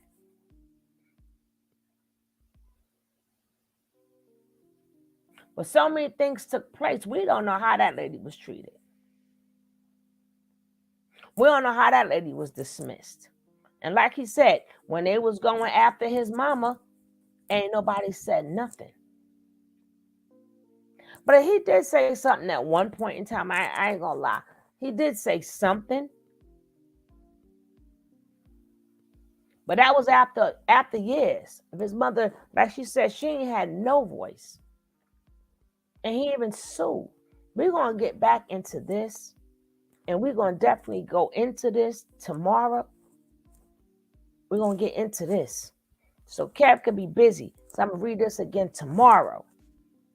And we're going to go over that. We're going to break this sucker down, baby. We're going to break this sucker down on Tony T. My man is not playing. He's not playing. He's not playing. He put on his face. Said, damn this. Damn it. Stop playing with me. I ain't no kid no more, damn it. And I'm not little 50. You can't cut me off. I got my own money. But he's saying, he's saying, that's not going to be quiet for you mess up the family business. Well, a lot of family go through problems, but if you like their product, you still get their product. Now, he says, a poem because poetry is one of the most powerful forms of therapy. Let's educate and break these cycles together. Your mental health isn't an illness. It's a muscle that just needs to be built. The next generation will grow stronger because of truth. And as a man of God, I know mine's one day too. The tree of trauma. Now here go this chick. Wealthy D. Beautiful, but what happened to keeping it in the house drama? You letting people know who really don't give a F about your family. See, people can't tell people. When people do something, you can't tell them now how to react. I don't even know if Romeo answered her back, but I'm going to check it out anyway. Right? And then somebody says, that's why families are messed up now. You missed the whole point. He explained why in the poem. Somebody said, although this is personal, it may help others. Folks only see what they want. These old folks taking this, how so much gets swept under the rug in the homes. Yeah, drugs killed the sister. Bye. Exactly. Keeping it in the house is a generational curse. Oh, you hit it on the nose. I like you, the real Cashmere. I got to click a like on that one. That does keep it in the house. That's the problem with the black family. What goes on in the house stays in the house. Nah, the world needs to know you effed up. That's what I'm talking about. No, the world doesn't need to know. I agree you should have not kept it in the house, but the family needs to communicate. They done did all this already, damn it. That man gonna speak his piece because it's saving his sanity. Damn it. How are you going to resolve decades of trauma in the house where the trauma is taking place? It's not a safe place to do it and won't end with a resolution. If you notice, yes, it is Love Empath, and you should probably change your name, Lovely Empath, if you don't feel what this boy is saying. So this is what I hate about these fake empaths. They call themselves empaths, but how you not feel what the boy is saying? A community of people that you don't know may feel safer, even with the ignorant lack of emotional understanding. It's most likely bigger than just drama, I'm sure. Everything can't be resolved in the house directly with him. Okay. I think keeping it in the house is greatly misunderstood. It doesn't mean don't fix it. It simply means fix it at home first. Whatever. I agree. Why do some people think Romeo has not tried that? A duh. Keep it in the house will never be a solution. Okay. When a young adult, we're going to go through this tomorrow.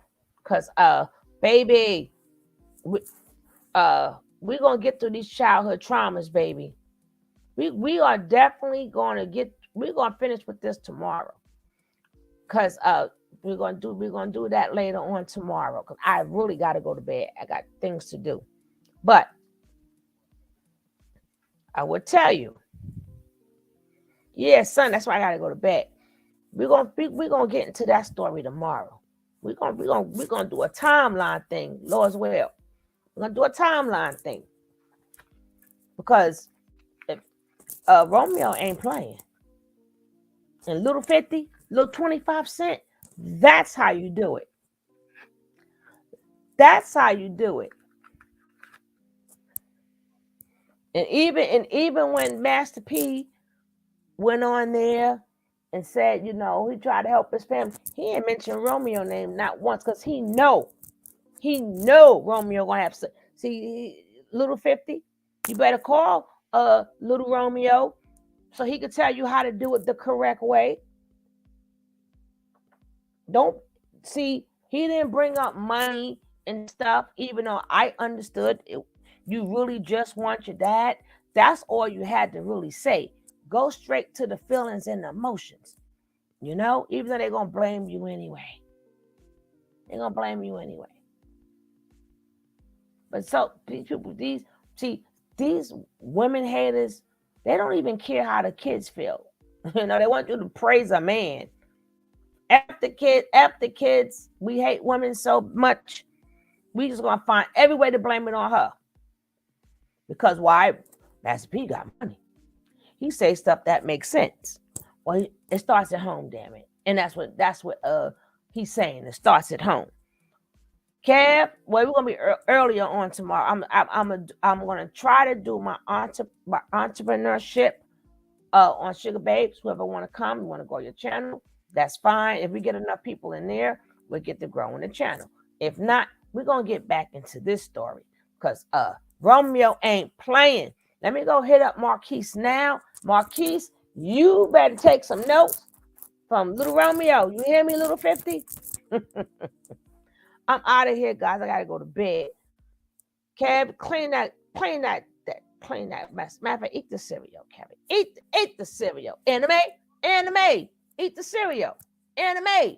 Eat the cereal. You gonna kill me. Because I know he can hear me. Yeah, today.